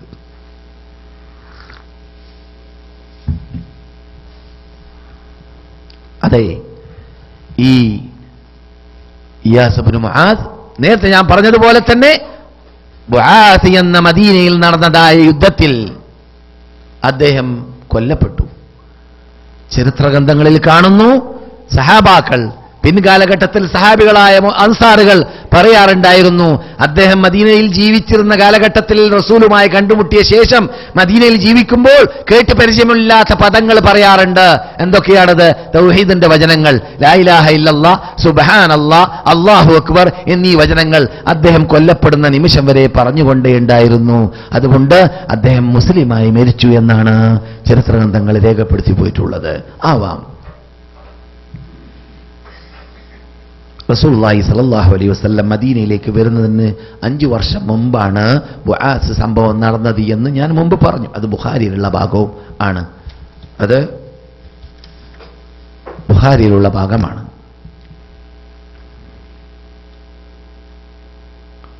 പതിനൊന്നാമത്തെ വർഷം, എന്തിൻ്റെ? നുബുവത്തിന്റെ 11ാമത്തെ വർഷം. നുബുവത്തിന്റെ 11ാമത്തെ വർഷമാകുമ്പോൾ എന്താ സംശയമുണ്ടോ? റസൂലുള്ളാഹി സ്വല്ലല്ലാഹു അലൈഹി വസല്ലം 10ാമത്തെ വർഷത്തിൽ എന്ത് സംഭവിച്ചു? ഖദീജ വഫാത്തായി റളിയല്ലാഹു തആല അൻഹ. അബൂ താലിബ് മരിച്ചു. അപ്പോൾ പിന്നെ റസൂലുള്ളാഹി സ്വല്ലല്ലാഹു അലൈഹി വസല്ലമിന് തായിഫിലേക്കൊക്കെ പോകേണ്ടി വന്നു. വലിയ പ്രയാസമുണ്ടായി. റസൂൽ മടങ്ങി വരുമ്പോൾ തന്നെ റസൂലിന് സ്വയം കടക്കാൻ പറ്റാതെ അമുസ്ലിങ്ങളുടെ അഭയത്തിൽ കടന്നു എന്നൊക്കെ ഞാനിവിടെ പറഞ്ഞു. അമുസ്ലിങ്ങളുടെ അഭയത്തിൽ കടന്നു. എവിടെ? മക്കയിലേക്ക് വീണ്ടും. അങ്ങനെയുള്ള സന്ദർഭം വന്നപ്പോഴാണ് പിന്നെ വിദേശികളുമായിട്ട് സമീപിക്കാൻ എന്ന കാര്യത്തിൽ കൂടുതൽ ശക്തിയുണ്ടായത് റസൂലിൽ. അങ്ങനെയാണ് പിന്നെ ഹജ്ജ് സീസണുകൾ പരിശോധിച്ച് റസൂൽ ഹജ്ജ് സീസണുകൾ പ്രത്യേകിച്ച് വിദേശത്തു നിന്ന് വരുന്നതായ ഹാജിമാരെ കണ്ടുമുട്ടാൻ വേണ്ടി പരിശ്രമിക്കുന്നതും ഈ ദഅവത്ത് എത്തിച്ചു കൊടുക്കാൻ വേണ്ടി പരിശ്രമിക്കുന്നതും. 11ാമത്തെ വർഷമായപ്പോൾ റസൂലുള്ളാഹി സ്വല്ലല്ലാഹു അലൈഹി വസല്ലം അഖബയിൽ വെച്ചിട്ട്, അതെവിടെയാണ്? ജംറത്തുൽ അഖബ എന്ന് പറയുന്ന മിനയിലുള്ള അഖബയിൽ വെച്ചിട്ട് ഖസ്റജുകളായ മദീനയിൽ നിന്നിട്ട് പോയ 6 പേരെ കണ്ടുമുട്ടുന്നു. 6 പേരോട് ഇരിക്കാമോ, സംസാരിക്കാമോ, പരിചയപ്പെടാമോ എന്നൊക്കെ ചോദിച്ചുകൊണ്ട് അവരുമായി അടുത്തു. അവരെക്കുറിച്ച് കുശലാന്വേഷണങ്ങൾ നടത്തി. അവർക്ക് മദീനയെ പരിചയമുള്ള, ഖസ്റജികളെ പരിചയമുള്ള, ഔസുകളെ പരിചയമുള്ള, ഔസുകളും ഖസ്റജികളും ഇടയിൽ നടക്കുന്ന യുദ്ധങ്ങളെയും പോരാട്ടങ്ങളെയും പരിചയമുള്ള ഒരു വ്യക്തിത്വത്തെ നാട്ടിൽ കണ്ടപ്പോൾ, വിദേശത്തിൽ കണ്ടപ്പോൾ അവർക്ക് ഇഷ്ടം തോന്നി. അങ്ങനെ ഇരുന്നു കൊടുത്തു. നമുക്ക് അനുഭവമാണല്ലോ. നാം ഇവിടെ പോയി വിദേശികളെ കണ്ടാൽ, ആചാരെ കണ്ടാൽ, എവിടെയാണ് ആചാർ? നാം കണ്ണൂർക്കാരനാണെങ്കിൽ, മലപ്പുറക്കാരനാണെങ്കിൽ ആചാര് മലപ്പുറക്കാരാണെന്ന് പറഞ്ഞാൽ നമ്മൾ എടുത്തു, അയാളും എടുത്തു. പിന്നെ അടുത്ത് പിന്നെ ഇത് എല്ലാ നിലക്കും അങ്ങുമിങ്ങും സൗഹാർദ്ദ ബന്ധം പുലർത്താൻ അത് കാരണമായി തീരുന്നു, അല്ലേ? ഇതുപോലെ റസൂലുള്ളാഹി സ്വല്ലല്ലാഹു അലൈഹി വസല്ലം പരിചയമുള്ള ആളായിട്ട് അവരുടെ മുമ്പിൽ കാണിച്ചു കൊടുത്തു. അങ്ങനെ അവർ ഇരുന്നതിൻ്റെ ശേഷം അവരുടെ മുമ്പിൽ ഇസ്ലാം പരിചയപ്പെടുത്തുന്നു, വിശുദ്ധ ഫുർഖാൻ അദീം ഓതുന്നു. അപ്പോൾ അത് കേട്ട മാത്രയിൽ അവർ കുസുകുസുക്കുന്നു, പരസ്പരം അങ്ങുമിങ്ങും ചർച്ച ചെയ്യാണ്. എന്താണ് ചർച്ച? പണ്ട് നമ്മളല്ലേ പറഞ്ഞത്, നമ്മളോടല്ലേ ജൂതന്മാർ പറഞ്ഞത് ഒരു ദൂതർ വരാൻ പോകുന്നുണ്ട്. ഇതാ ദൂതർ. ജൂതന്മാർ വിചാരിച്ചതുപോലെ വന്നത് ഈ പുതുതായിട്ട് വരാൻ പോകുന്നുണ്ട് എന്ന് അവർ പറഞ്ഞതും അവർ പ്രതീക്ഷിച്ചതുമായതായ ദൂതർ വന്നത് അവരിൽ നിന്നിട്ടല്ല, ജൂതന്മാരിൽ നിന്നിട്ടല്ല. അവരുടെ വ്യാമോഹം അവരിൽ നിന്നിട്ട് വരുമെന്നാണ്. നമ്മിൽ നിന്നിട്ടാണ്, അഥവാ അറബികൾ നിന്നിട്ടാണ്. അതുകൊണ്ട് അവരെക്കാളും മുമ്പ് ഇവരെ പിൻപറ്റാൻ അവകാശികൾ നാമാണ് എന്നായിരുന്നു അവർ കുസുകുസുക്കിയത്. എന്നിട്ട് പെട്ടെന്ന് തീരുമാനമെടുത്തു. പെട്ടെന്ന് നഷ്ഹദു അല്ലാ ഇലാഹ ഇല്ലല്ലാഹ് വ അന്ന മുഹമ്മദൻ റസൂലുള്ളാഹ്, ഞങ്ങൾ സാക്ഷ്യം വഹിച്ചു എന്ന് പറഞ്ഞുകൊണ്ട് ആദ്യമായിട്ട് പ്രഖ്യാപിക്കുന്ന 6 പേരായിരുന്നു ഖസ്റജികൾ. മദീനയിൽ അൻസാറുകൾ ഉണ്ടാവാൻ ഉത്ഭവിക്കുന്നത് ആ 6 പേരിലൂടെയാണ്. ഈ 6 പേർ ഒരഭിപ്രായത്തിൽ മുസ്ലിങ്ങളായി എന്ന് മാത്രമല്ല, ഒരഭിപ്രായത്തിൽ അതേ സന്ദർഭത്തിൽ തന്നെ ആവശ്യപ്പെട്ടിരുന്നു, ഞങ്ങൾക്ക് ഇസ്ലാം പഠിപ്പിച്ചു തരാൻ ആള് വേണം മദീനയിലേക്കെന്ന്. പക്ഷെ റസൂലുള്ളാഹി സ്വല്ലല്ലാഹു അലൈഹി വസല്ലം ആ സന്ദർഭത്തിൽ അവരുടെ മറുപടി നൽകിയിട്ടില്ല. കാരണം ഹിജ്റ പോകാൻ ഓർഡർ വന്നിട്ടില്ല, അതുകൊണ്ട് അനുവദിച്ചിട്ടില്ല. പിന്നെ പിറ്റേത്തെ വർഷമാകുന്നതായ വേളയിൽ ആണ് റസൂലുള്ളാഹി സ്വല്ലല്ലാഹു അലൈഹി വസല്ലമിനെ സമീപിക്കാനായിട്ട് 12 നേതൃത്വം മദീനയിൽ നിന്നിട്ട് വരുന്നു. എങ്ങനെയാണ് നേതൃത്വം ഉണ്ടായത് എന്നത് പിന്നെ നാം മനസ്സിലാക്കൽ അടുത്ത ക്ലാസ്സുകളിലൂടെ ആയിരിക്കും വിശദീകരിച്ചിട്ട്. ഈ 6 പേര് മദീനയിലേക്ക് വന്നതോടുകൂടി മദീന വീടുകൾ മുഴുവനും ചർച്ചാ വിഷയമാക്കി മാറ്റുന്നു ഇസ്ലാം എന്ന മതം. എന്തുകൊണ്ട്? എല്ലാ വീടുകളിലും ബുആത്ത് യുദ്ധത്തിൽ, പോരാട്ടങ്ങളിൽ, മത്സരങ്ങളിൽ നടന്നതായ കൊലപ്പെട്ടവരുള്ള വീടാണ്. എല്ലാ വീടുകളിലും വേദനയാണ്. അതുകൊണ്ട് തന്നെ ഈ വാർത്ത കിട്ടുമ്പോൾ എങ്ങനെയെങ്കിലും രക്ഷപ്പെടണം, എങ്ങനെയെങ്കിലും നേതൃത്വം വേണം, എങ്ങനെയെങ്കിലും രക്ഷപ്പെടാൻ മാർഗം കണ്ടെത്തണം എന്ന വിഷയത്തിൽ ചർച്ച ചെയ്തുകൊണ്ടിരിക്കുന്ന വീടുകളാണ് മദീന വീടുകൾ ആസകലം. ആ സന്ദർഭത്തിലാണ് 6 പേര് ഈ ഹിദായത്തുമായി, നൂറുമായി, പ്രകാശവുമായി, ഖുർആനുമായി കടന്നെത്തുന്നത്. എല്ലാവർക്കും സന്തോഷം ഉടലെടുത്തു. നല്ലതല്ലേ ഇത്? അള്ളാഹുവിന്റെ ഭാഗത്തുനിന്ന് വന്നതല്ലേ ഇത്? ഇതായിരിക്കും ഉത്തമമെന്ന് എല്ലാവരും മനസ്സിലാക്കി. അതുകൊണ്ട് എല്ലാ വീടുകളിലും ഇസ്ലാം ചർച്ചാ വിഷയമായി മാറി. എന്ന് മാത്രമല്ല, കൂട്ടത്തിൽ കൊള്ളുന്ന 12 പേര് റസൂലിനെ കാണണം നേരിട്ട്, എന്നിട്ട് ഇസ്ലാം മതം വിശ്വസിക്കണം എന്ന തീരുമാനത്തിലേക്ക് എത്തിയും കൊണ്ട് അടുത്ത വർഷത്തെ ഹജ്ജിലേക്ക് ഇവിടെ നിന്ന് പുറപ്പെടുന്നു.